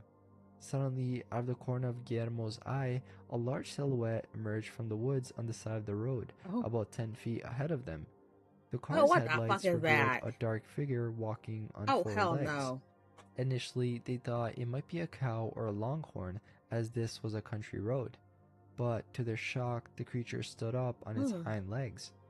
Paralyzed with fear, Guillermo floored the gas pedal, trying to put as much distance as possible between them and the mysterious figure. As they sped away, they glanced back and saw the creature leap across the road and disappear into the brush on the other side. The memory of what they saw still remains vivid even after all these years. The creature had slanted eyes that glowed red in the darkness, and its skin was a mix of A gray and dark chupacabra? Oh, brown. fuck that shit. Yeah, the no, ghost I'm good. prison. Oh, there was no chasing. That was In it. Okay. 1991, an individual began working at the FAR Police Department as a dispatcher at the old police department located on Clark Street. After completing the initial training week, the dispatcher was assigned to work alone during the graveyard shift. One night around 3 a.m., the patrol sergeant was in the radio room conversing with the dispatcher. After a few minutes, the sergeant We're in decided Texas to again. leave to get something to eat. Before departing, the sergeant checked the cell area and waved at the dispatcher through the video monitor, indicating that everything was fine and that there were no prisoners. The dispatcher watched through the monitors as the sergeant drove off from the back of the building, noting that all the cell doors were open. Oh, The fuck night was that. exceptionally slow, with minimal radio traffic and no incoming phone calls. The dispatcher's attention was See that? fixed So on the video. this here is scary for two reasons. One, why are they open? Two, who are they keeping in there? Three, am I gonna die? Monitors when a startling sight appeared. A man was seen walking out of one cell and into another. Believing it was a prisoner who had somehow gone loose, the dispatcher promptly reported the incident to the sergeant. The sergeant returned immediately and conducted a thorough check of the entire cell and booking area, only to find nothing. Throughout this time, the dispatcher had not heard any doors open or close, which was peculiar because the sound of the doors opening and closing was typically audible whenever anyone entered or exited the building. Oh, wow. After completing the inspection, the sergeant inquired about what the dispatcher had seen. The dispatcher described observing a young man wearing a short-sleeved t-shirt and jeans, though the man's face was not visible as he was facing away from the camera. The sergeant responded, "Oh, it was just Froggy." Being new to the department, the dispatcher had no idea what the sergeant Froggy. was talking about and asked for clarification about who Froggy was. The sergeant explained that Froggy was a prisoner who had hanged himself in one of the cells and was believed to haunt the place. As time passed, the dispatcher spoke to several other individuals who shared similar experiences. Each account reinforced the belief that the apparition of Froggy was a common occurrence within the facility. The figure the dispatcher saw was solid, not transparent, and appeared just like a normal person, which made it difficult to believe at first that it was a ghost. It's a The shot from incident Outlast. left a lasting impression, and the story of Froggy became an unsettling part of the dispatcher's memories while working at the FAR Police Department. This experience was not an isolated event, though. Many others who worked or visited the old police department had recounted similar sightings and encounters with Froggy. Hell no. The details of these stories varied, but the common Bro, thread I know was the you appearance decided to of a end young your man life, who but don't seemed make things real hard and on me. tangible, not a spectral figure one would typically associate with ghostly apparitions. One officer shared his encounter during a routine night shift. He had been patrolling the hallways when he noticed a figure standing at the end of a dimly lit corridor. Approaching cautiously, he saw a young man dressed in casual clothes, just standing there silently. The officer called out, but there was no response. As he moved closer, the figure turned and walked through a closed door, disappearing from sight. Shocked and bewildered, the officer checked the door, only to find it locked and undisturbed. Oh, And shit. another account came from a custodian who worked the late shift, responsible for cleaning the offices and cells after hours. One night, while mopping the floors near the cell area, he heard footsteps echoing in the otherwise silent building. Looking up, he saw a man walking down the hallway. The custodian called out, thinking it might be a late working officer or visitor, but the figure continued without acknowledging him.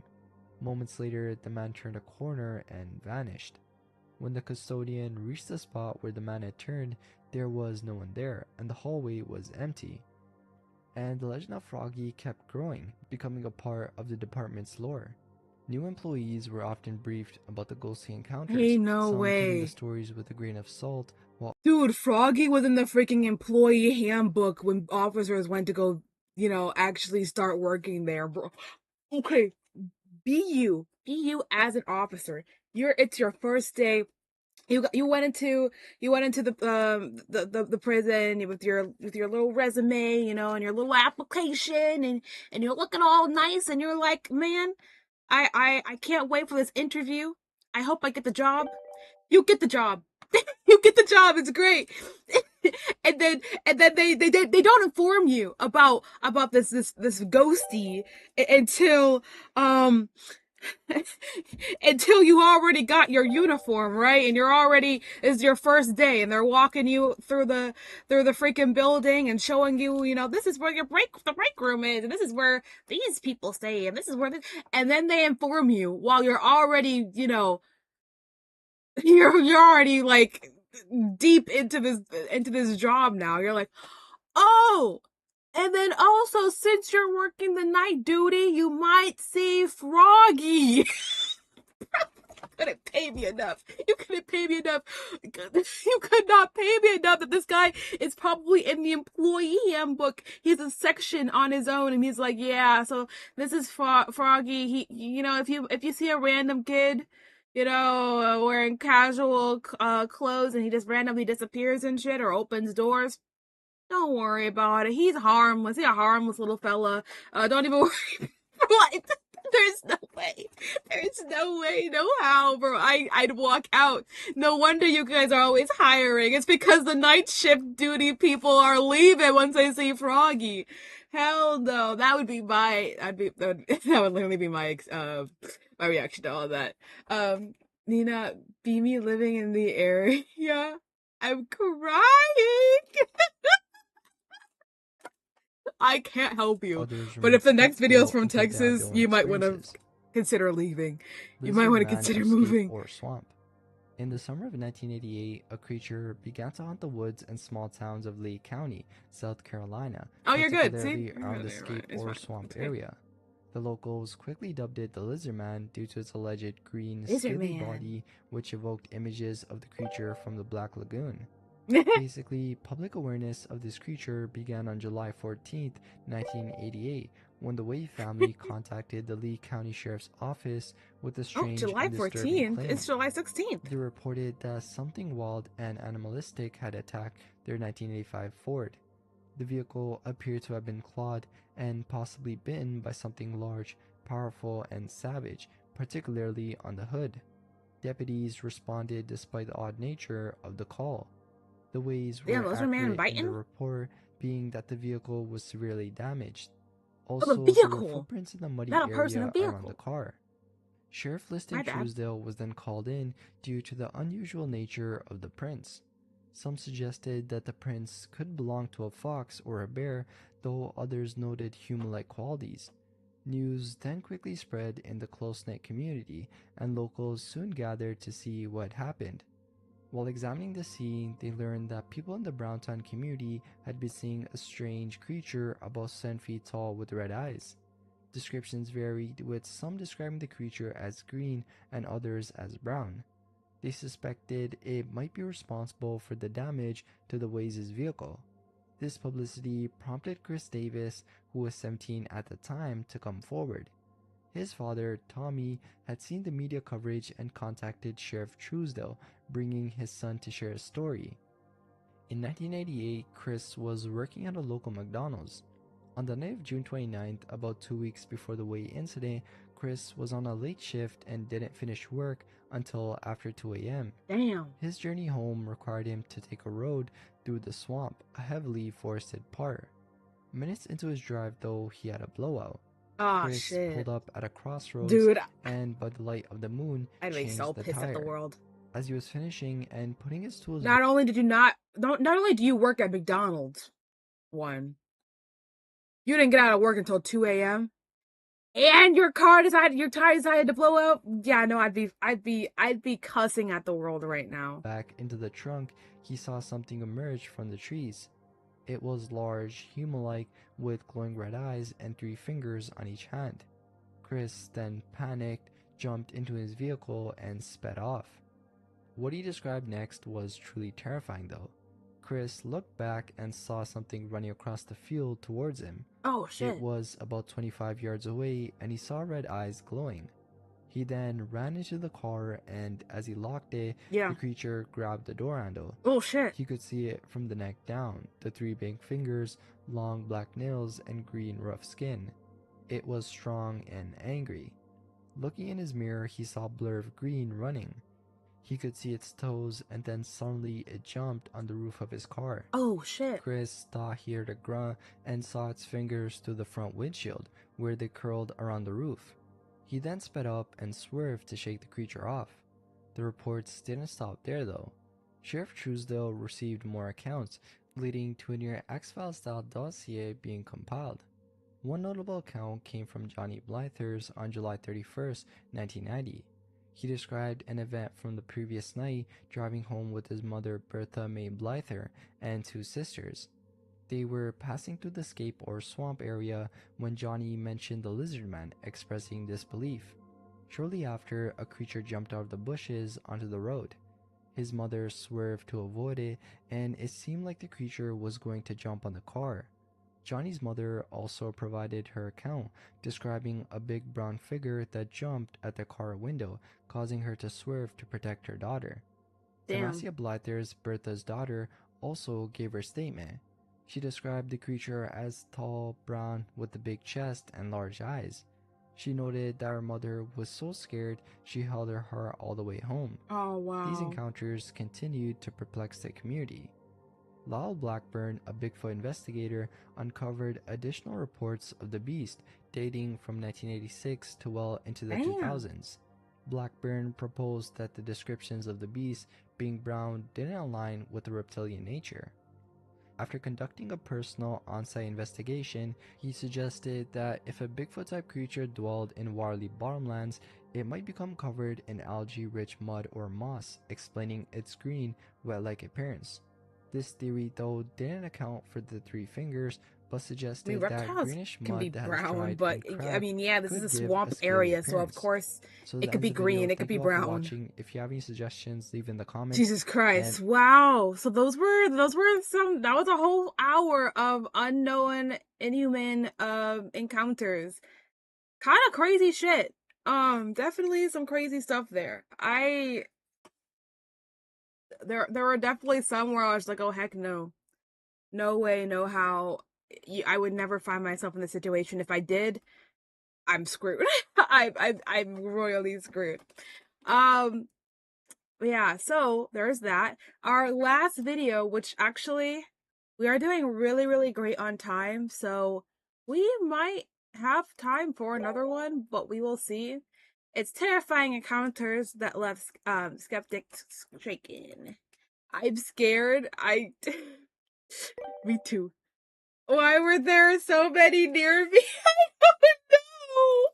I don't know, Claire. I don't know. I don't know what to tell you. Alright, different video, different channel. So let me know if audios are bad. Run deep. A legendary being targets those who least expect. In communities where traditions run deep, a legendary being targets those who least expect it, plus a real terrifying eyewitness testimony. This episode explores cases that will leave you second-guessing every shadow in the sky. You won't want to miss this one. I don't know.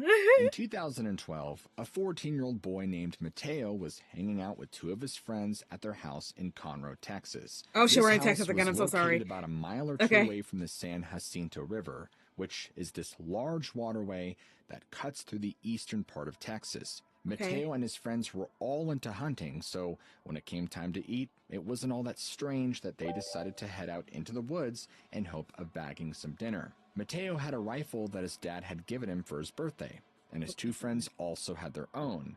The only problem was, they had kept putting off this little excursion all day, and now it was getting close to sunset. They knew they only had maybe an hour or two of good light left, so with the clock ticking, they made their way into the woods that bordered the property, which, by the way, was full of dense underbrush. And as they crept through, all three of them were being very quiet and very careful. They didn't want to spook anything. They'd only gone maybe a quarter of a mile into the forest when Mateo spotted something up ahead. And he stopped right away and he signaled for his buddies to stop moving. And there, about 50 feet ahead of them, was what looked like an animal hunched over on the ground. Now, from where they were standing, it was partially obscured by the trees and the lack of light, but Mateo smiled because he realized This was a wild boar. Oh. Now, feral hogs are a very invasive species in Texas, and there are very few restrictions on hunting them, since they're considered a nuisance and all, plus they taste great. So Mateo slowly raises his rifle and he takes aim at the boar, and his friends do the same, following his lead. But right as Mateo is about to pull the trigger, the boar suddenly contorts in a strange way and stands up fully on two legs. Oh, hell no. And that's when Mateo can now see this animal better and realizes this wasn't a boar at all, but something else entirely. That it's about now 8 feet tall with extremely long, thin limbs that are not proportional but seem deformed.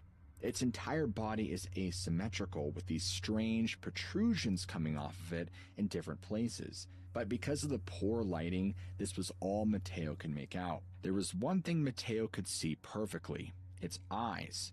And when it turned, they glowed red, like two burning coals. Now, all 3 of them are rooted to the spot because they have no idea what they're looking at. They're simply too scared to even lower their rifles. As if some spell is suddenly broken, all 3 turn at the same time and run for their lives. They don't say anything to each other, their instincts have kicked in, and they're all screaming at the same time to get the heck out of Dodge. But because they're in full panic mode and not paying attention to where they're going, they all end up running right into a large clearing that's smack dab in the middle of the woods. And now all 3 of them are in a full-blown panic. They don't know what to do, and it's clearly messing with their perception of where they're at. They realize that there's a complete scenery change, and it's so abrupt. It's as soon as they enter this wide open space, and they all skid to a stop, and they're looking around, and the 3 boys see that the clearing isn't as empty as they thought. All around them, the ground is covered with these weird, strange structures. They almost look like nests of some kind, and each one is maybe 2 or 3 feet high, made of sticks and leaves and other debris, but arranged in a way that's clearly intentional. And there are dozens of them scattered all across the clearing. Mateo and his friends are huffing and puffing, just trying to catch their breath while trying to figure out where they are. That's been fucked me up, Quiet. They Need a notice something hug. in the trees surrounding the clearing. There are several sets of those same eyes all around the perimeter, staring inward, watching them.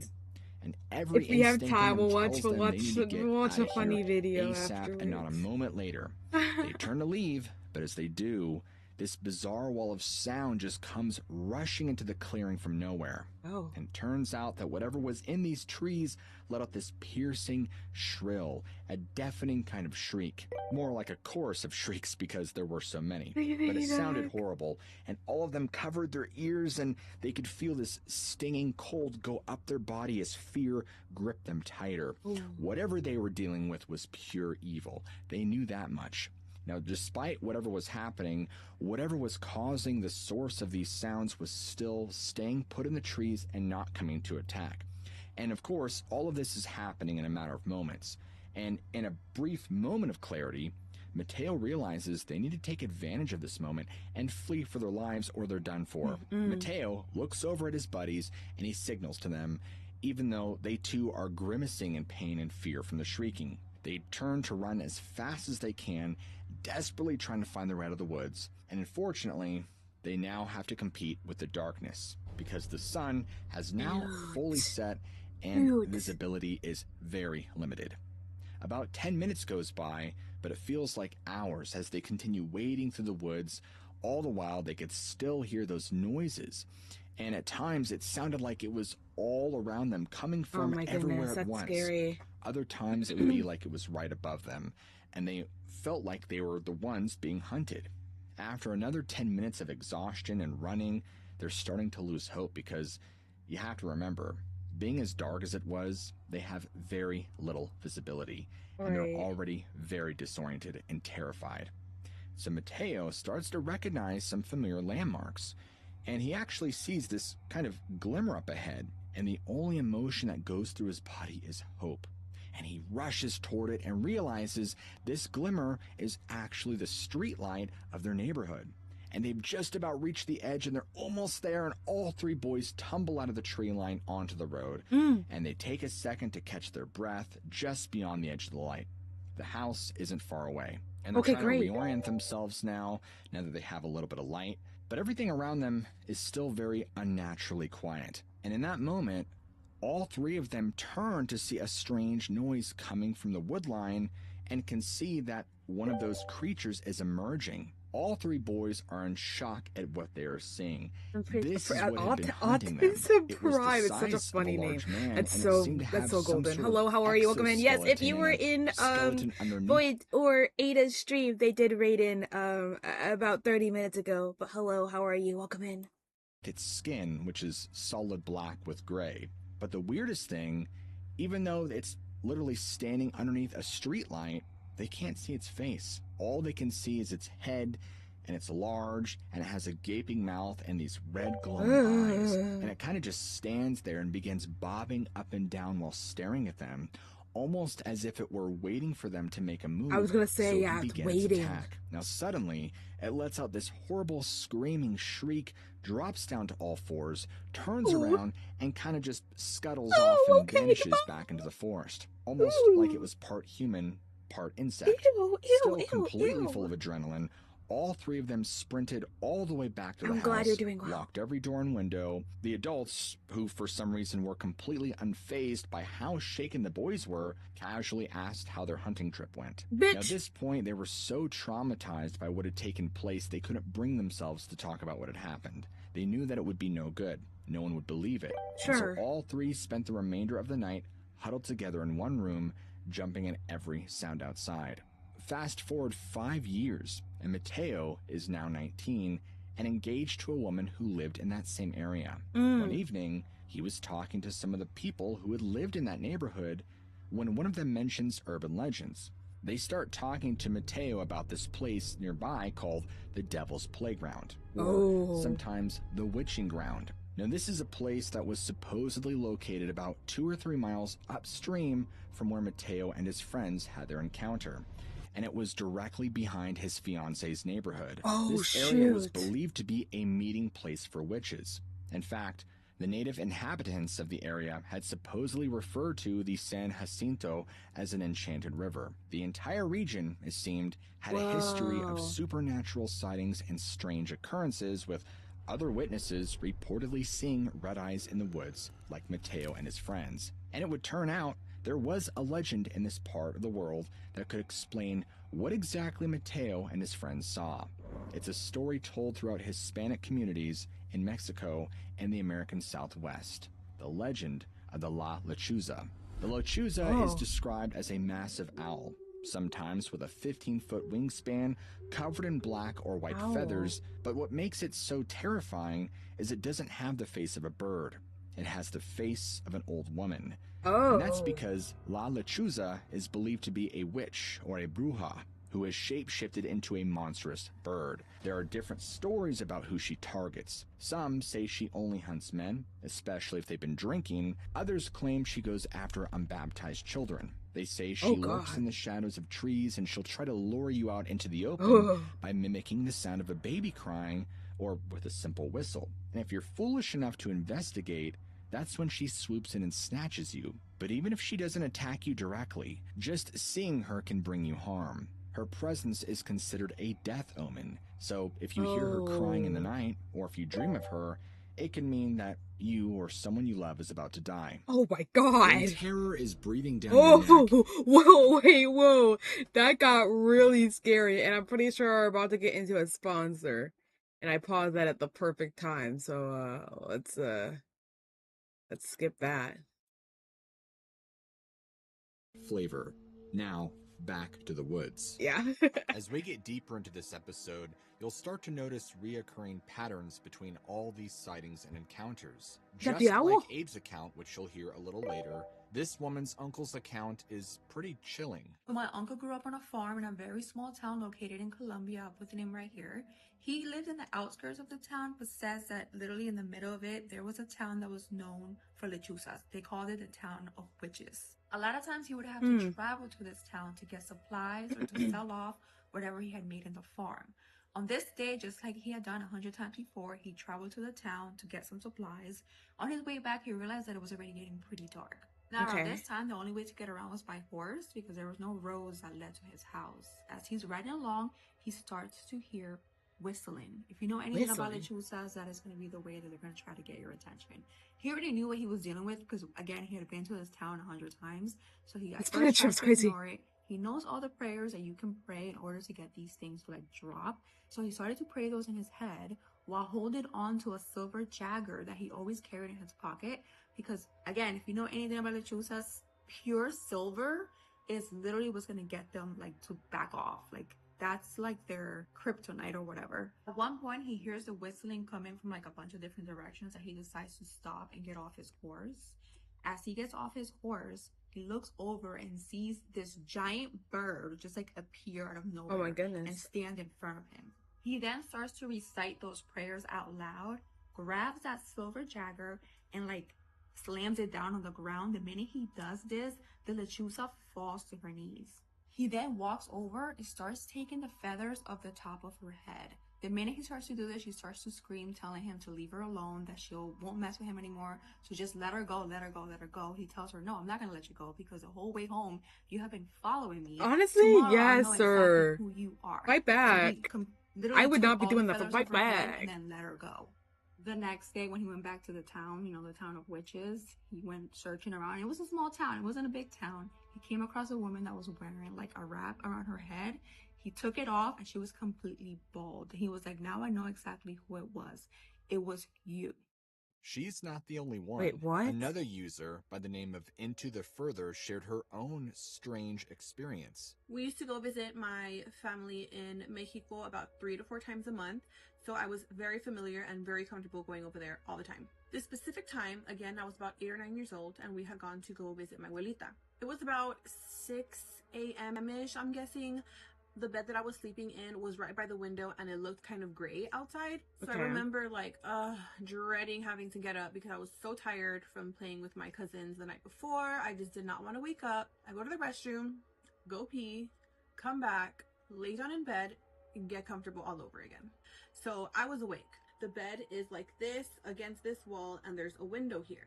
So I was just laying there looking outside the window, minding my business, and kind of at a diagonal there is a tree. So I just happened to look at the tree and I see this huge bird. Like huge. I know it's a lechuza and I know a lot of people describe lechuzas to be like owls. That is not what I saw. This was a huge bird with a human face. Let me be a little bit more specific. A woman's face. So I remember I was looking at the bird, at the thing, and I was like exactly what am I looking at type. I was freaked out. I was like, and I remember I closed my eyes and I'm like, okay, I'm tripping. I'm seeing things. I opened them and the bird is still there and it's looking right at me. Oh my goodness, so I'm no. like just staring at it for what seemed to be like literally forever. The thing literally looks at me, laughs, but it even throws like its head back, like ha ha ha ha ha. I like the right? seagulls. And then she's like, shh, and flies away. What do you mean, Owls shh? are definitely scary. Don't The get fuck me you wrong. mean, I've shh? seen them, but this was frightening. Oh no, In the that's summer of scary. 1992, I like that. a 12-year-old boy named Felipe was sitting around a campfire just listening to his stepfather tell stories. story Felipe's time. parents were divorced, so he had to split his time between them. During the week, Sure. he lived with his father and stepmother, but on weekends and during summer, he'd stay with his mother and stepfather. On Okay. July 29th, Felipe, his sister, his stepbrother, and his mother were all gathered around this campfire in the backyard. Felipe's stepfather began telling them stories about the folklore, and at some point, he brought up La Lechuza. After he terrified all the children, telling them how the lechuza would attack her victims, he warned them, if you ever heard this whistling sound at night, you better get inside and lock your doors, because she's nearby. Oh my Whatever goodness. you do, don't whistle back. That's how she'll find you. Really driving his point home, what does he do?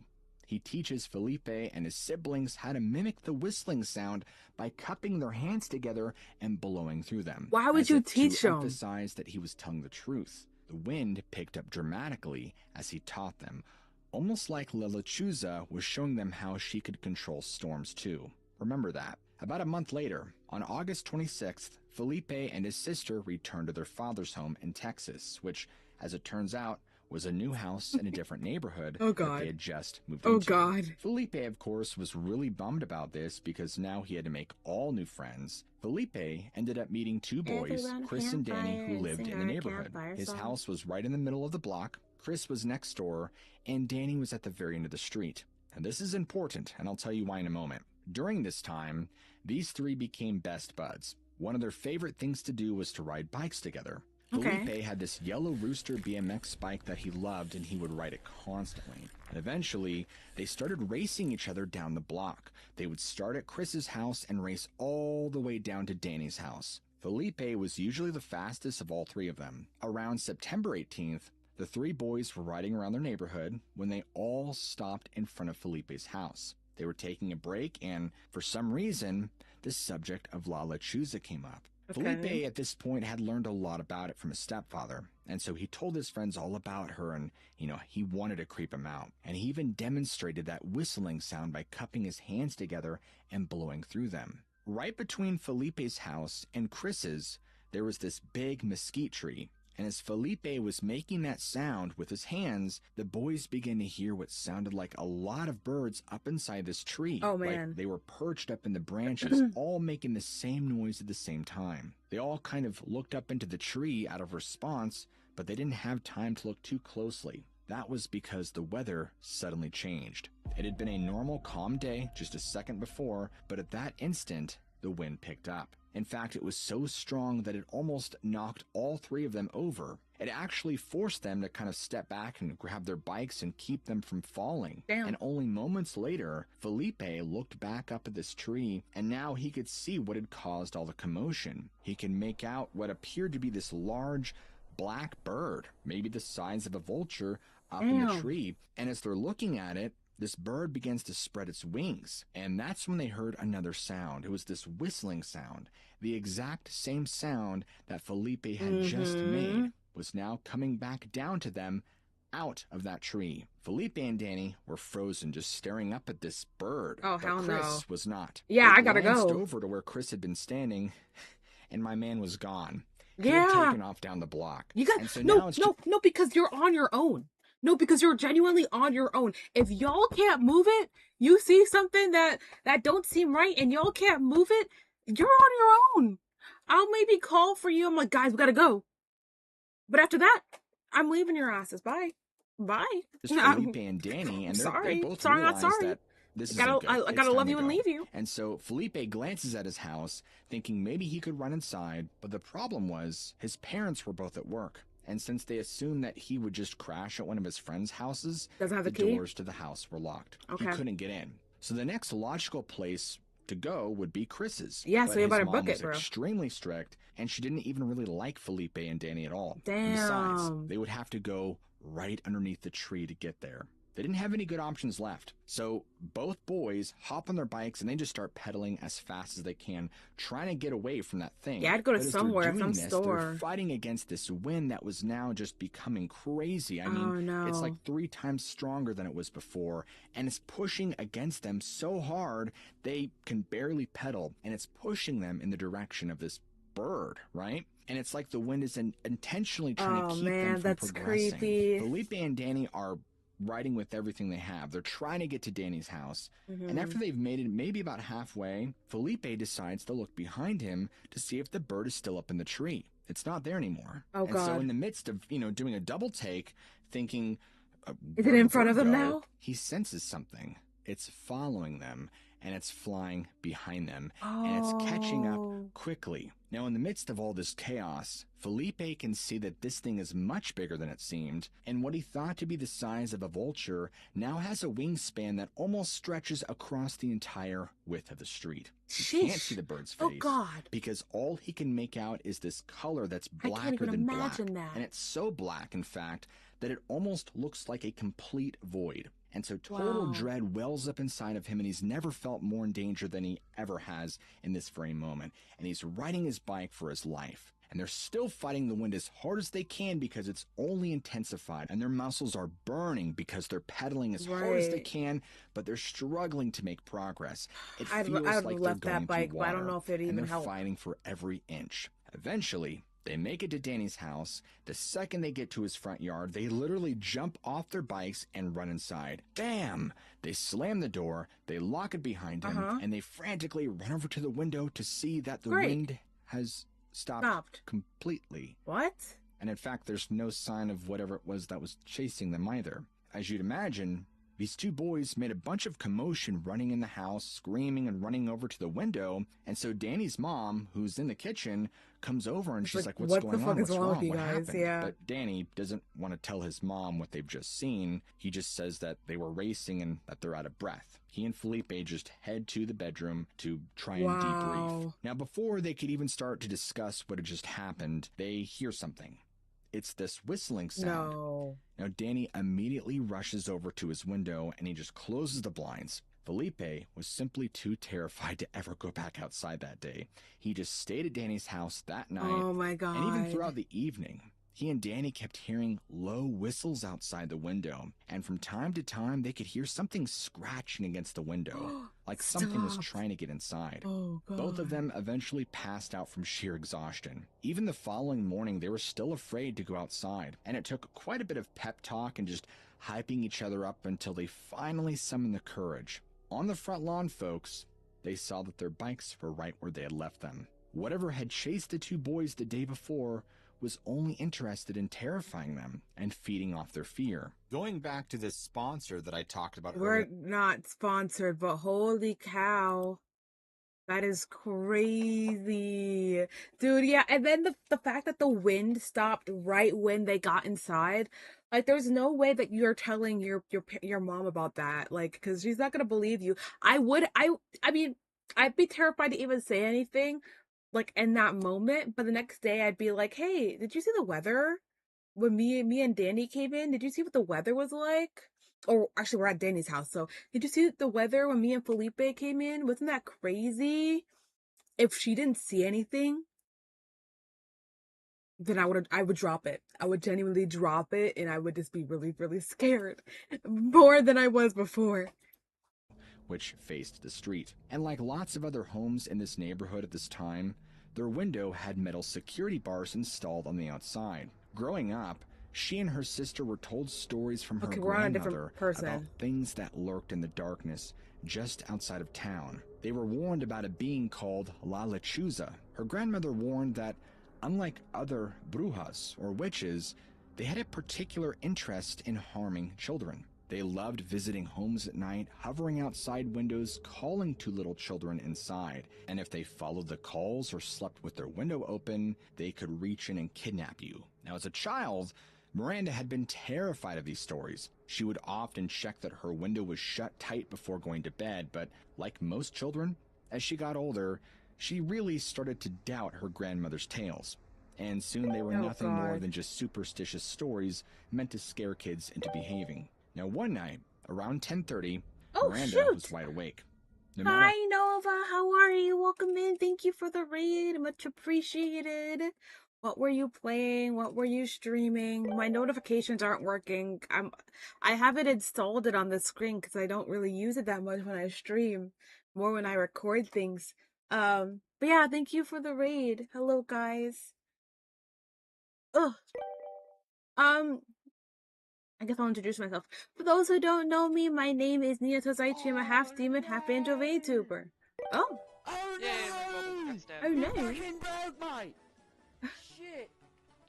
So, as for certain other Pokemon in games, I downloaded specific ROMs for some of the DS titles, so I can actually, do.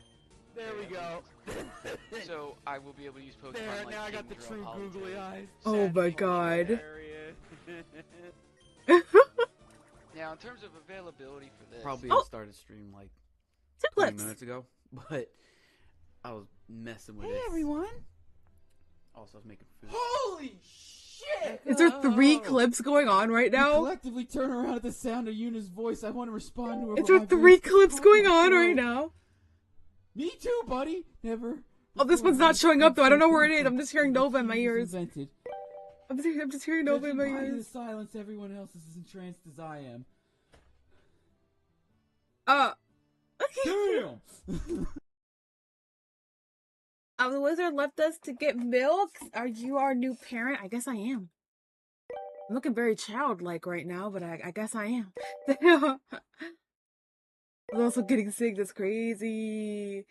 Ah, they broke you. Yeah, anyways, yeah. My name is YouTube. I'm a half demon, half into VTuber. Right now we are watching some spooky videos. It seems to all be taking place in Texas, and we're freaking choir out. So apologies, but not apologies, because it's really funny. It's funny, it's silly, but yeah. If you have to do any after stream care, this goes for Nova and Raiders, make sure to do so. Eat, sleep, drink, use the bathroom, repeat, but not in that exact order. If not, I'll be here probably for the next 30 minutes. 30 minutes, 40-ish. But yeah, you're playing Supermarket? Oh, wait. Supermarket Chaos. Chaos. I know of Supermarket,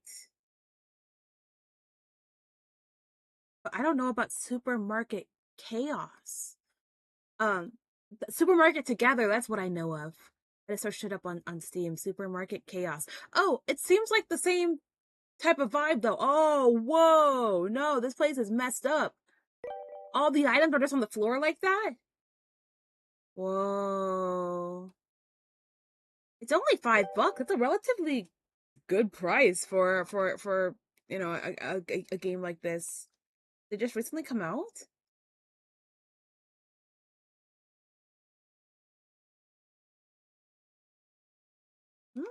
Interesting. I'll have to look more into it. Oh, June 29th. Okay, so it is fairly recent. That's pretty cool. Are you asking Kez to move in? You should get that checked out if Nova's in your ear. Yeah, I probably should. You're so right.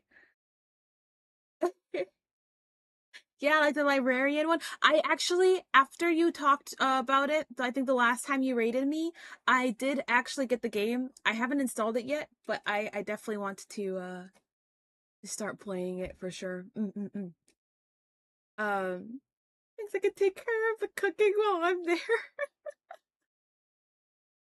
there. Choir becomes like the housewife.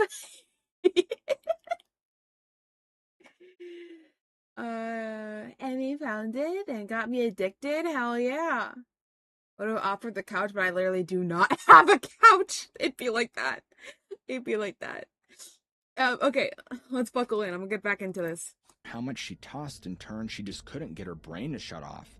Me, and her for real. sister was fast asleep in her own bed across the room. At the time, she just had her window open and she laid there looking up at the night sky and the stars, and she'd get lost in her thoughts about all the things that happened during the day, like we all do.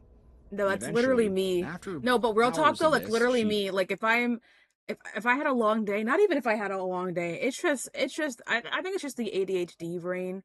I'll lay in bed and then I'll go over everything that happened today and the things that I have to do tomorrow, and I'll end up staying asleep like for a long time. Hence why, like, if I need to go to sleep, or if I need to wake up early, I'll go to sleep and I probably won't fall asleep until like an hour or two later because my brain is just processing.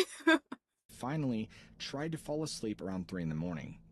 But yeah, that's also me. Right before she started to doze off, she sat up and moved to close the latch of the window. Okay. In the process of her moving her hand towards the latch, she stopped because she caught sight of something outside that caused her whole body to freeze mid-motion. There, just outside the security bars above the street, was what she could only describe as a bruja. The figure was hard to see since it was mostly in shadows, but she could make out enough to know that it wasn't a normal person, that it had a distorted face with features that seemed to shift and change as she looked at it. And then as her eyes adjusted, she got a better look.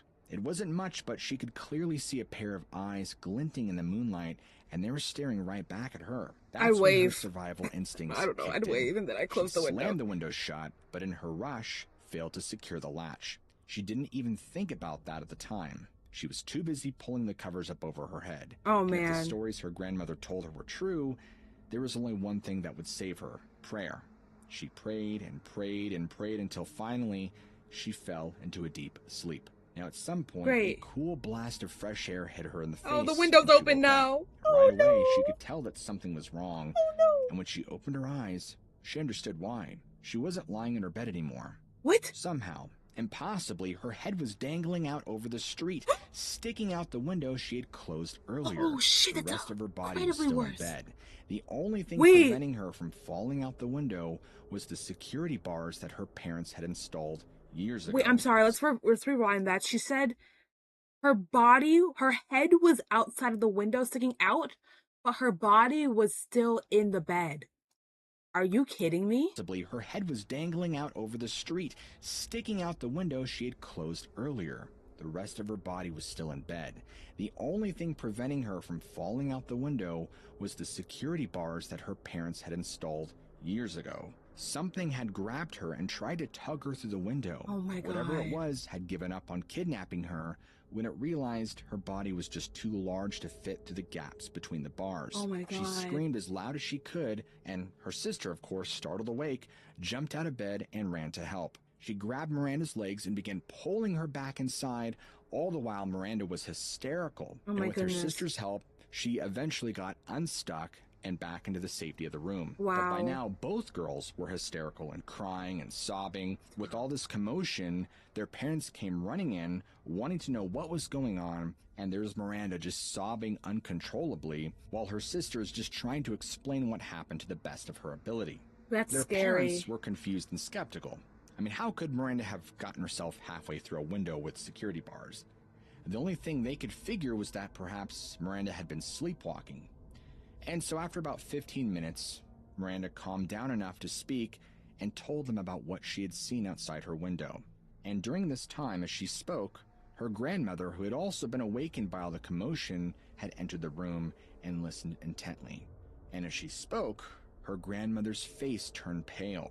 Her grandmother told her that a witch, maybe even a La Lechuza herself, had tried to take her, and that it wouldn't have happened if Miranda hadn't made eye contact with the witch.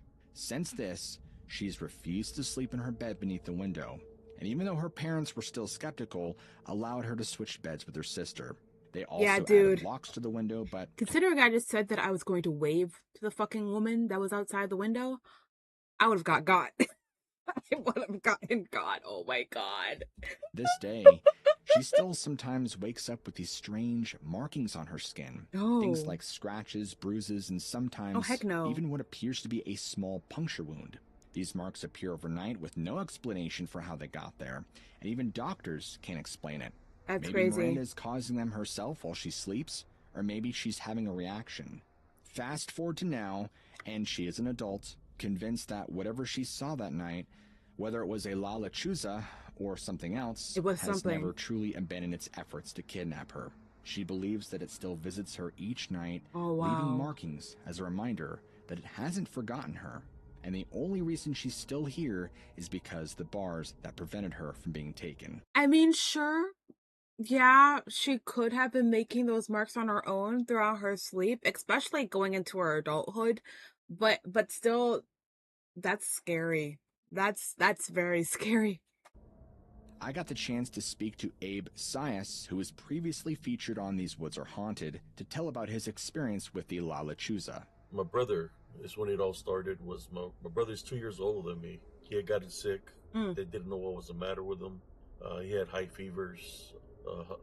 He was always hallucinating, seeing spiders and snakes, scorpions, and he was always jumping around. So the doctors from the U.S. couldn't find a cure for him, and they said that he was going to die because he had already too many high fevers. Damn. So there was a medicine woman from Tamaulipas, Reynosa, that said she could heal him. We didn't have money. We were poor. So she said that she would heal him, but that if she healed him, that I would have to stay with her for a while, I guess. Or I don't remember how long I stayed there. That was a deal. So I remember driving with my aunt. My aunt drove me, my mother, my brother out there, and we got to the medicine woman. She had it was like a hut with like literally a hut because the ground was dirt. It was 2 rooms. The second room, which was there was where her bed was, and she had an altar up there where she would cure her patients. She was a medicine woman. She was in the times of Pancho Villa. She wore white and still wore the bullets across her. I remember we got there and she I'm not looked at my familiar with brother. that. But my brother recalls this, but I remember she had like an egg with her in her hand. You know, An in egg? Spanish we call it curando de ojo, curing from the evil eye. You know, when somebody is looking at you, they like to transfer, like demons, they like to transfer through the tear ducts. You know, sometimes somebody that might have a demon attached to them might be looking you straight in the eyes, and if you see tears coming out of their eyes, it's because it's trying to transfer something to you. Oh God, So I remember that's scary. she No, grabbed this please, egg no, and don't say that. started praying and rubbing it on my brother. My brother, after so many falls, his arm was kind of messed up, and his left leg was messed up. So she started healing him with this egg, and she cracked the egg after she did the prayer, and we call it barriendo or barreando in Spanish, which is like sweeping, right? Like a sweep. And she went from head to toe on him. And when she cracked the egg, there was this black baby chick that came out of the egg. Okay. You could see blood on it. He had a broken leg and a broken wing. When that happened, my brother got healed. The wrongdoing that was done to him went into that the chick? egg, into the egg where the baby chick was. The medicine woman said that she said the name of the woman that did this to him, which was a dark witch, and she said that she was gonna send back the maldad. We call it maldad in Spanish, which means the wrongdoing, back to that individual that wished death upon him, because that's what it was. Witchcraft was casted upon my brother. Wow. So she sent it back. I got to see my brother and my mother leave. I stayed there with her. Like I said, I was with her for a while. I would see her heal people because that's what she would do for a living.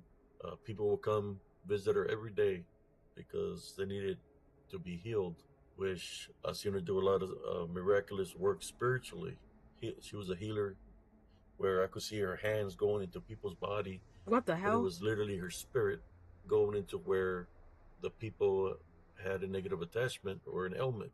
I seen her where she would pull out barbed wire out of people, snakes, Barbed wire, scorpions, pieces of glass. What the hell? For the people that would be sick, you know, in Mexico and in the fronteras, in the border. Whoa. There was a lot of witchcraft Oh shoot. back in the 70s. Hi Sal. And 60s. How are you? Welcome in. Hello readers.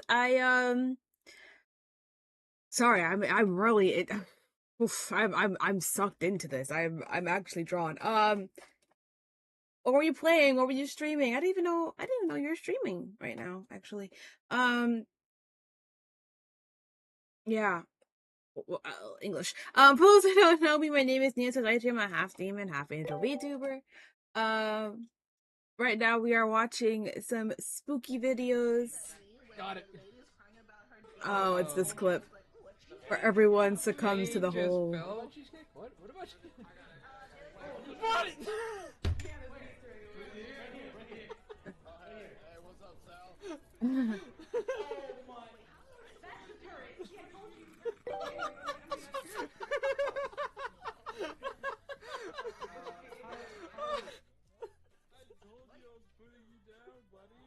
Oh no! No way, we're all gonna die to this.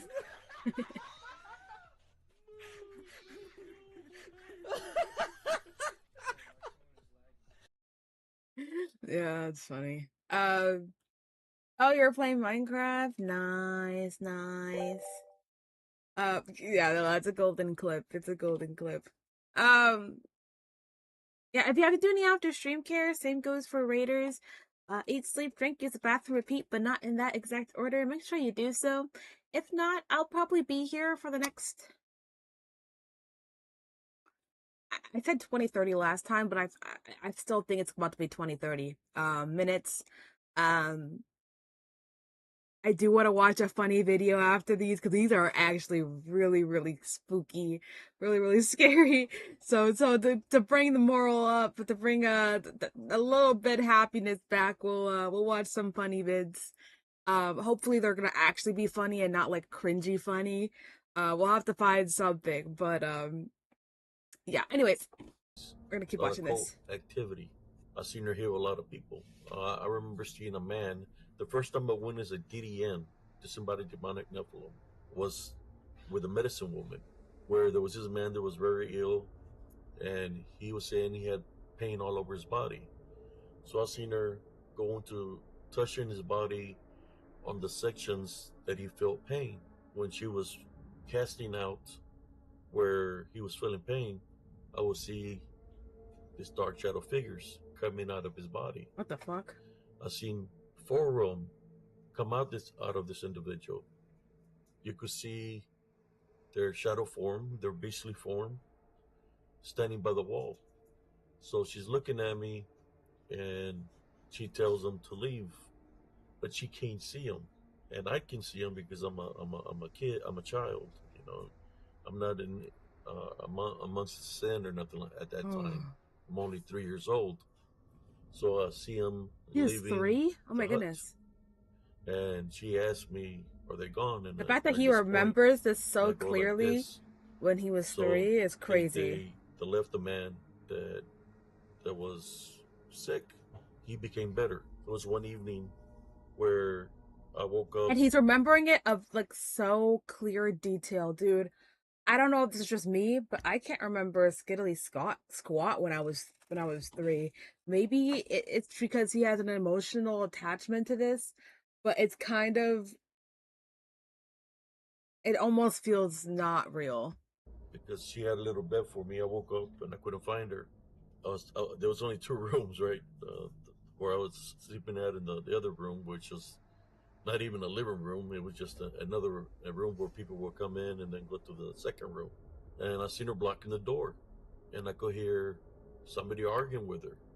Right, mind you, I'm only 3 years old. Yeah, and I don't know how you remember all this. When I go up to her, I hear a lot of a ruckus outside.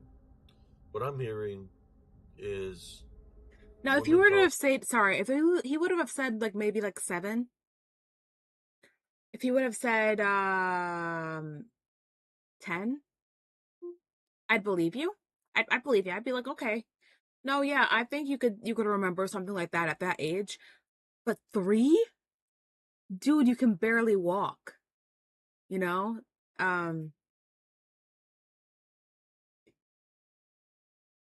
don't know. Some kids are still even using pacifiers to let 3 years old. How does one remember this? And I'm hearing. I'm not sure about pacifiers, but you know. And I hear whispers, and I'm trying to figure out what's going on. So I go beside her. When I go beside her, I see them. I see 6 witches, all dressed in black. And on top of the witches, on the trees, in Spanish we call it 6 lechuzas. You know, have you heard about Lilith? Brother. Or what you might call a harpy? Well, they're real because I witnessed them, you know, and they're telling her, this is what they tell her. They said, "Give them to us now." The reason they were there is because the person that did the wrong to my brother, she sent it back to the sender. She died. So they wanted vengeance. Oh. So they came for me. Oh, shit. They wanted her to give me up to them. And if she gave them up to them, that wouldn't do nothing to her. But they needed some payback, right? So they wanted her to give me up to them. She said no. And I looked at them and I said, "Not afraid." I remember saying, "Not afraid." Even though they were in the witch form, talking about dark witches. And you had the manifestations of the harpies, or we call them lechuzas in Spanish. And that night, it was late. It was like 3 in the please morning. go grab something to eat. We stayed fighting spiritually for about 2 hours, from 3 in the morning to like around 5. Once the sun started rising, that's when they took off. So it was like spiritual warfare. I learned at a very young age. She told me what was going to happen, that my life was not going to be the same. She told me to be careful when somebody came up and offered me something, especially if they're trying to give me something to eat, or they're trying to give me a toy, or trying to get me to pet a cat or a dog. That most likely was one of those witches that was trying to do something to me. So I remember everything she told me. Dude, and that kind of sucks though. Imagine getting that advice and you're like, yeah, no, you can't do anything. Like, basically, you have to be cautious of everything and everything. Everything and anything. Like, I would have thought you were weird. I genuinely would have thought you were weird. And there's probably so many opportunities this guy turned down because, like, he was forced to overanalyze this stuff. If this is true, of course. next Allegedly. thing you know, here I'm using an outdoor restroom out there. Outdoor latrine, outdoor restroom, outhouse, what you called it. And I came out of the outhouse and I hear a woman calling my name. The woman's crying and I'm looking, like I said, I don't know how long I was there. My brother says I was gone for a while because he was older than me and he remembers. All I know was a woman was crying and she was calling my name, and it was my mother that she came to get me. Okay. Because the time frame of how long I was supposed to be with her was up. So I remember when I said my farewells to her and I came back to the States. But my life was never the same after that because I had abilities helping her out spiritually, healing people that were sick, seeing the unclean spirits, demons coming out of people, that I was able to identify things in this nature, that it opened me up spiritually to this spiritual realm or spiritual world of the balance of the battle between good and evil. When I came back to the States, I remember seeing people with negative attachments. Like literally, there was this guy that lived down the street from us. Dude is like the main character of like a fucking out psychological of school, anime. I walk home. I was like in first grade. There was this guy that was standing by the door, demonized. This guy would be standing by the door, butt naked. What? And I could see all the unclean spirits going in and out. First grade? What the hell? And they'd be looking at me with his eyes rolled back white. I would get home and I would tell my mother, hey, the guy was again standing by the door naked. I believe there's something wrong with him.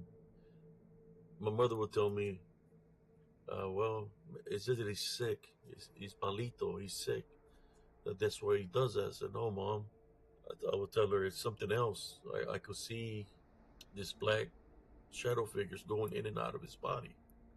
I would tell her, I think he's got demons. And she's like, don't be talking like that. It's just, you're just a kid. He's just that way. He's sick. But I had the ability to see things spiritually. Not that he said again, like it's nothing being, nothing's happening. Like we are not getting this guy locked up. Those same witches and the harpies, they followed back. I don't care what it is. Lock him up. I remember I was outside. It's nighttime. It's a Saturday night. Where Saturday is supposed to be the real Sabbath day. I see a lechuza, a harpy lechuza, flying in the air, and she's screeching. That's the sounds that they make. So I'm looking them up in the sky, with another name for them. People want to say it's an owl, but this is not an owl. Normally owls, are like 4.5 feet tall, with a pretty good wingspan. These lechuzas are way taller than an owl. They are sometimes 6-7 foot tall, huge, because lechuzas, harpies, whatever you want to call them. So she's communicating with something. Next thing you know, and she's making a screeching sound. I see another, and they're all black. This one's are black owls or black lechuzas. Here comes another one from a different direction. They're circling around the house. Oh, God. And they're from all directions. And some other ones come. Next thing you know, there's like 6 of them. Oh, hell no. They start ascending down. And they land by the trees or house. By then, I go inside the house. I lock the door. And I tell my mother they're here. The witches are here. The lechuzas are here. Oh, man. So my mom will get all of us. We had, Palm Sunday, we had blessed all crosses on every window and every door. Damn. Of the house. We'll be inside the house, and then my mother would be like, "Do you hear that?" And you hear somebody whispering. Oh, fuck that shit. I said, "I don't think there's nobody out there." Then next thing you know, you hear women laughing. They're laughing. And then you start hearing like the lechuzas have sharp talons. You hear they're scratching their talons. And you're hearing the scratching of the talons, them whispering and laughing. Then you hear something running on top of the roof, back and forth. You start hearing tapping sounds on the windows, all the windows. And you start hearing knocking sounds, banging sounds, wiggling on the doors. My mom's praying, saying "Dear Father," and it's got me and my brother and sisters. We were 7, but at that time we were like 4, which would be my brother, me, and my 2 sisters. So all this activity is happening as you're standing in the house. Our house was on pillars. Then you hear banging underneath you. Underneath? Anywhere where you move, something's hidden underneath you, like they're trying to break it into the house. Oh my God! From the so you're hearing all floorboards? these noises happening at once. Oh my goodness! Next thing you know, you hear somebody running in the house.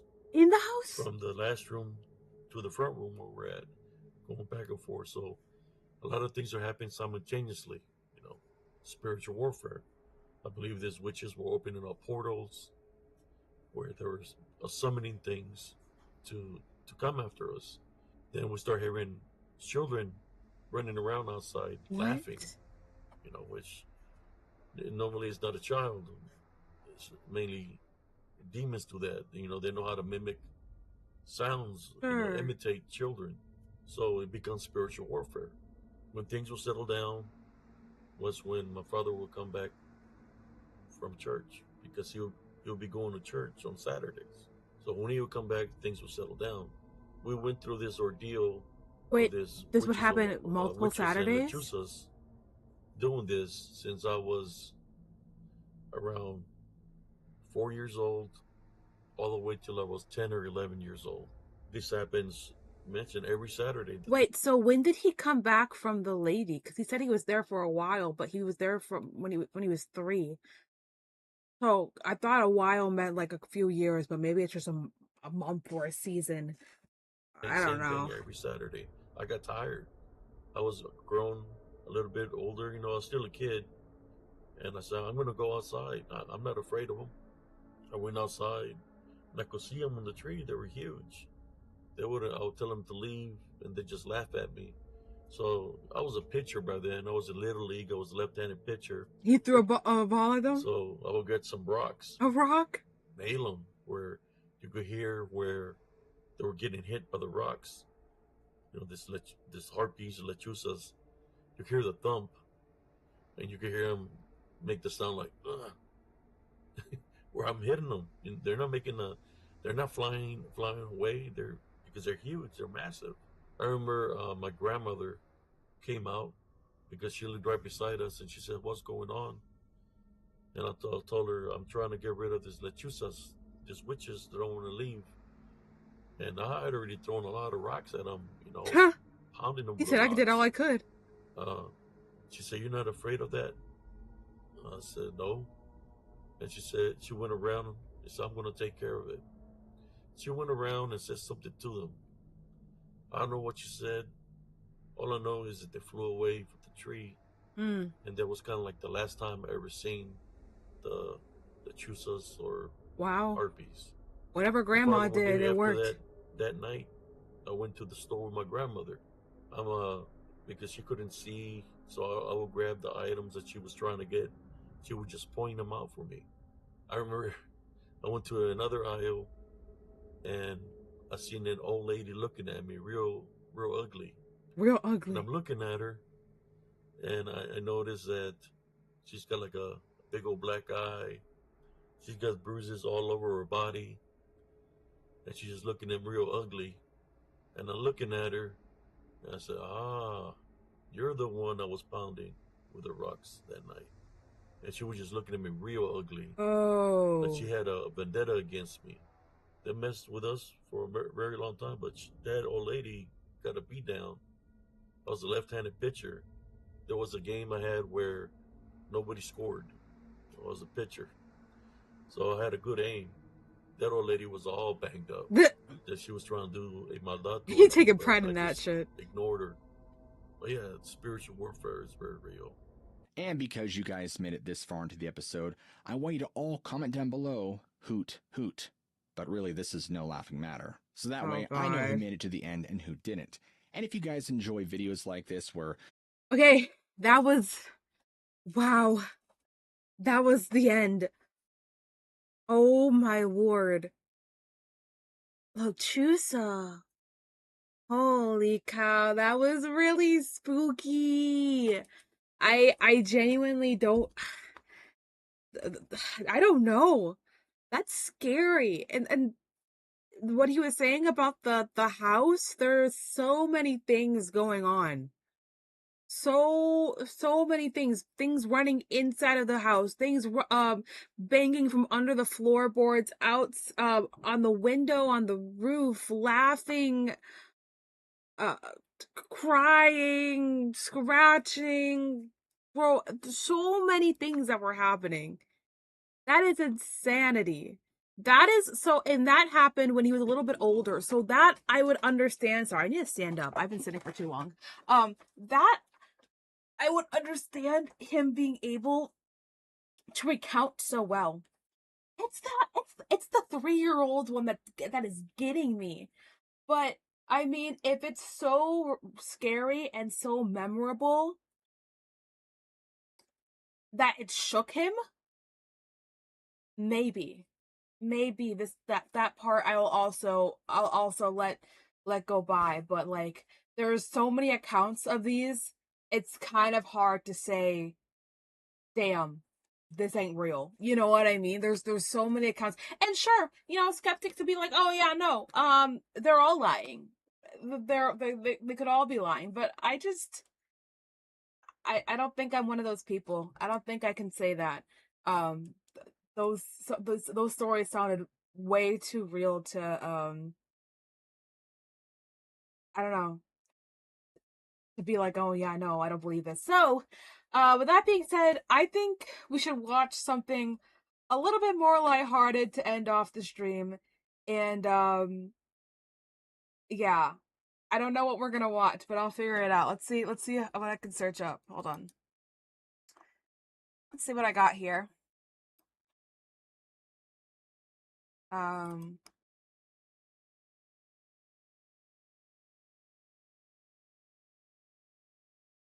You can watch funny animal videos. That might make us feel a little bit better.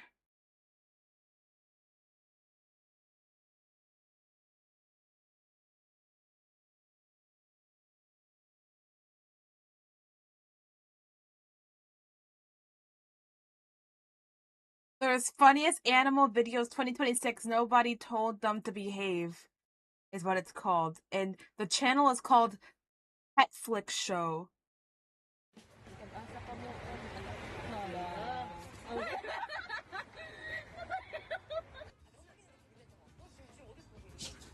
Oh shit. Ow! What are you doing? You little rascal. Oh no! Okay, the barrel roll. Hey friends, if there's one thing animals never fail to do, it's make us smile. Let's take a look.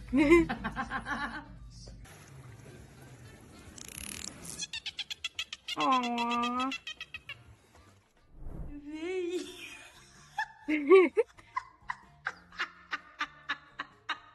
Not the teeth.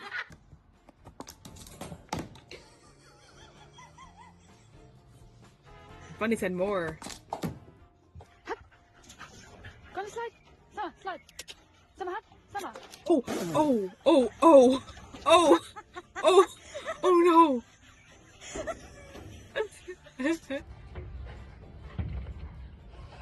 For every golden retriever, fun always comes first. Dog's like, you're not cleaning. You thought you were cleaning. You thought that that's what you were doing right now, but no. Oh shit! Is that turkey?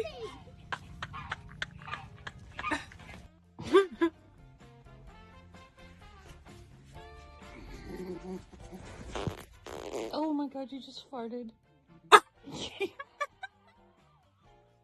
You just farted. Sometimes pets and their humans become a little too alike. Get it, Shelly, get it.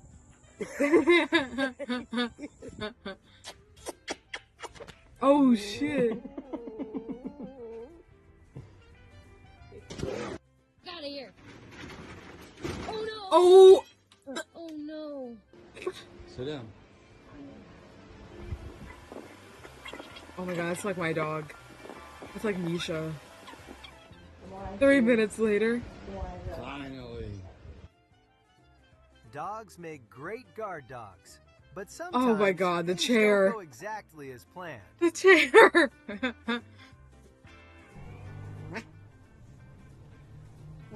Oh. Oh my god. Dirty. Christ. You're gonna have a fun bath time. Aww. This is so cute.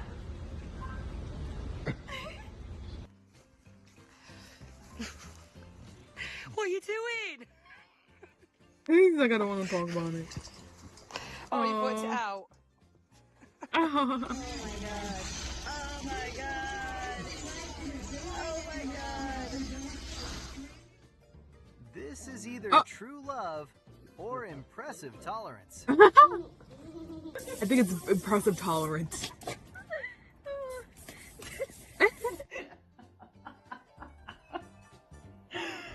Oh my god. Yo, me when I have to go to work on Monday. Franklin, do you want to ride? Oh. Come on. Oh. Hey, sit down. It's He's so gone cute. crazy. He's got the zoomies. Oh. Oh, he died. No more zoomies.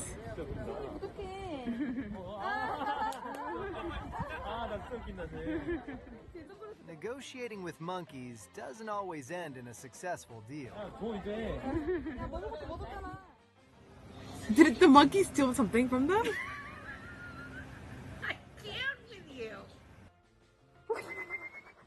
Oh.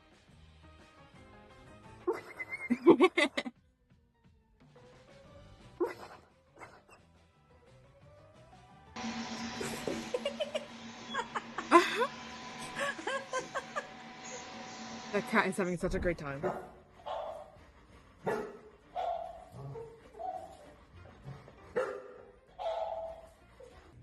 This is Julian. Oh my And god. laundry day is basically his version of spa day.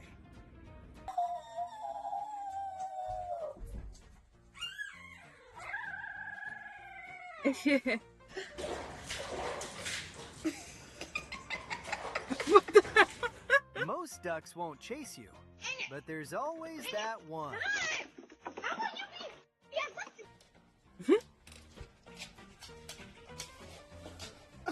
Showing you the nerve. my god, did you see that? Yeah, get over there. Go just shake on me. Come here, look. No. Oh my goodness. Are you fucking serious? Are you serious? Barking at the bear picture. For some reason, concrete is this cat's favorite thing. Are you so happy, Parker?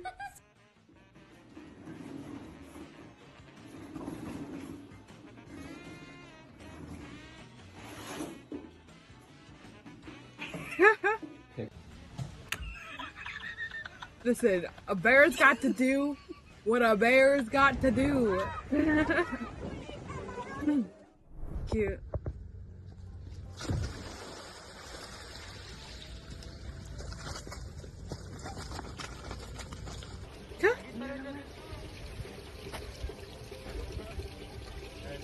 You can make a turtle. Oh. Nobody can say this turtle didn't give it a try. Oh no.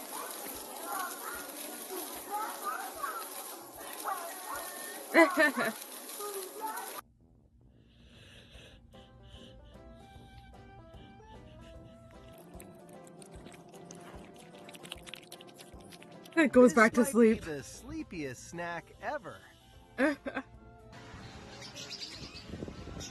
Yeah, get it.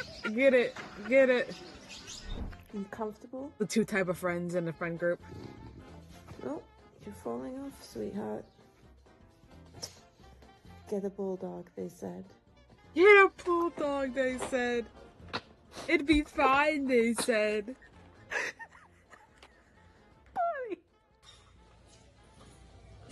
Oh my god, that dog's gonna fall out the hammock, isn't it? Finding the perfect spot isn't always as simple as it looks. Oh no, it doesn't fall. Come on! The elephant's eating her fun! Oh.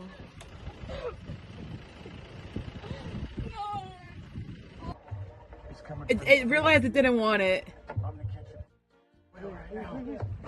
Oh shit, is that an orca?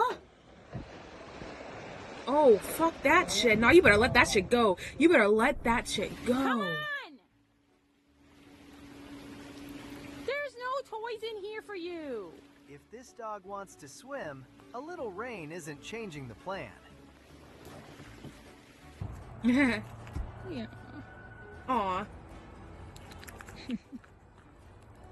a good girl. What have you gotten yourself into? Oh, how? What have you gotten yourself into? Oh, it's a piggy. Oh, piggy. Oh. Every neighborhood has that one very curious neighbor. Oh, yeah. That's a station that I like. It's called Jazz Covers Pop. I like it. Handsome. Cats don't need to know how something works to enjoy it.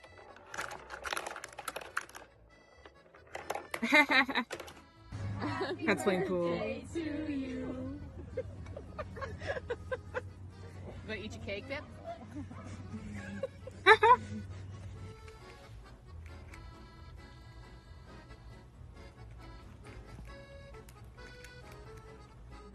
Oh, little small little thing.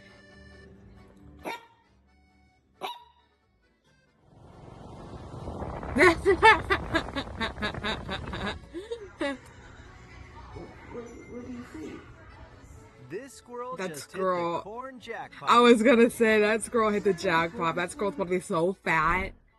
It'll be the toilet paper. Why is it here? Oh no. Bloody hell. Oh no.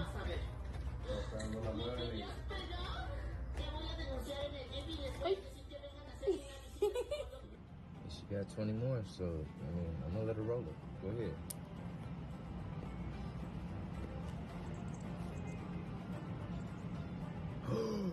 Ain't no way. may not know the rules. Lost to the fucking knows how to cat, win. bruh. Oh, duck.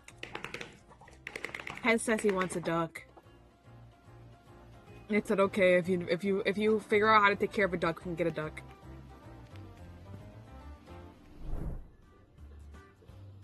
Aww. Aww. Wait, that's kind of cute.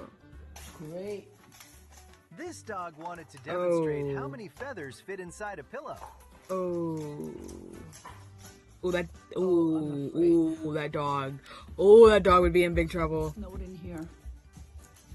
See what you did. Oh, Lord. Oh. That cleanup was about to be horrid. This dog seems a little confused about what species he belongs to. Huh?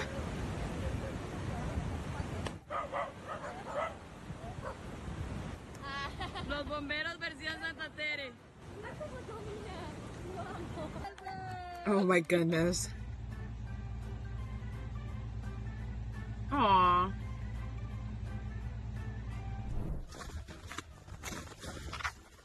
My dog would.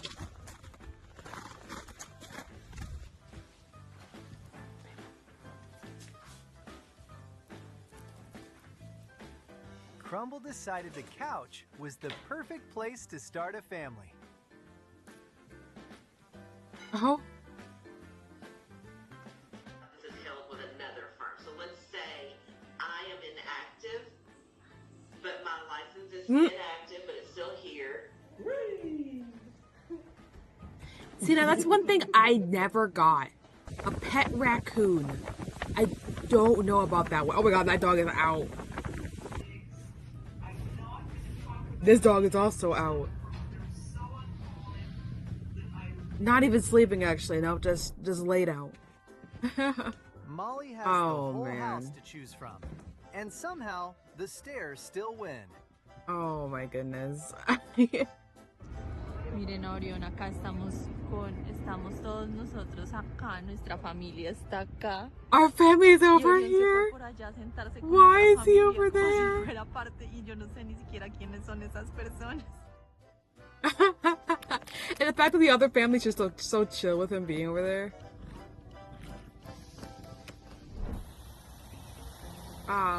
Yeah, so snakes are cool and all, but nah, I'm good. Oh god. Bro, why would you be holding it then? That's not even your snake. Hidden inside this tree are two Hi. baby Ruru, one of New Zealand's most special native birds. Wow. Cute. Oh, that is a big ass bird. I don't know about all that.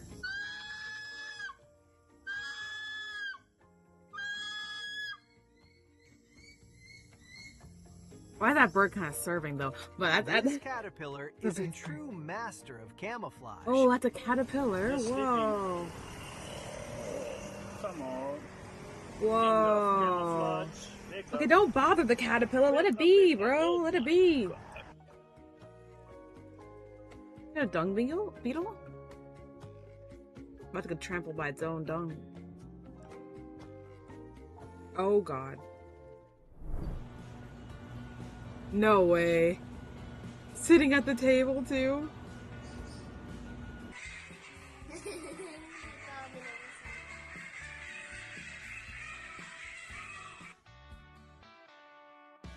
Animals bring so much more than laughter. They bring comfort, love, and unforgettable moments. Oh.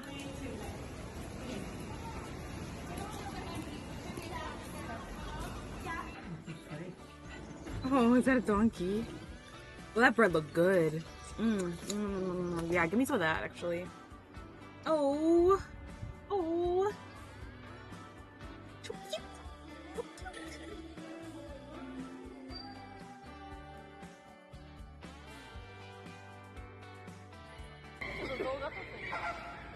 Flamingo. That's all for today. Thanks for Wow. watching. Don't forget to like and subscribe Definitely for wash even your hair more after that. amazing animal moments. Alrighty. I think I fulfilled, my duties. Hi Nami, how are you? Welcome in. I fulfilled my duties. We watched spooky things, and to repay you guys for hanging on to all the spooky things, I showed you some funny funny animal videos to make you laugh and be in a good mood.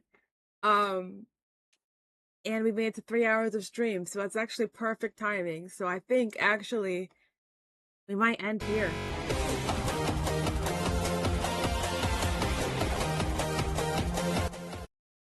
Let me see who's streaming right now and who I could raid you guys off to. Let's see. Oh, Lulu's playing Soma. Interesting. I don't know if that's the game that I have in my library right now, or if it's a game that I just heard so much about. But it looks like Lulu's actually might end stream soon, so I'm not sure. We have Rosie. Rosie is playing Deltarune. I haven't seen anything about the new Deltarune stuff. So we could do that.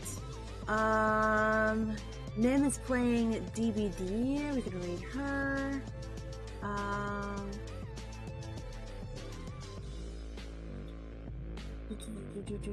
Durpo is also playing DBD.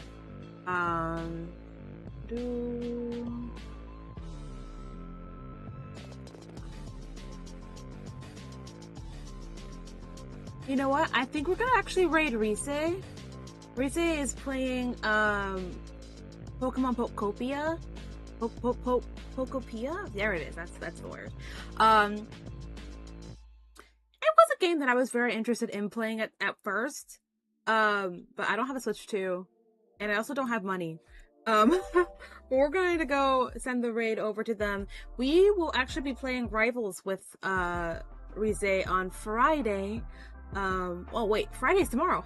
We'll be playing Rivals with them tomorrow. At around 8 p.m. I believe. But yeah, if you love Rise as much as I do, you should totally follow them because they totally deserve it. Yeah, I think that's all I got. Ada, Nova, Sal, and Void, thank you for the raids again. Much appreciated. I hope you guys have a great rest of your day or night, and, you know, hope you had a great stream. If you guys didn't hear me say that beforehand. If you want to hear my voice again, yet again, I'll be here. I'll be here tomorrow playing Rivals. I was actually supposed to post a video today, and I didn't get to it, but I will definitely post a long form video tomorrow. It'll probably be a XG K-pop reaction, the one that we did on live last week for Rock the Boat. But I will bring you guys over here.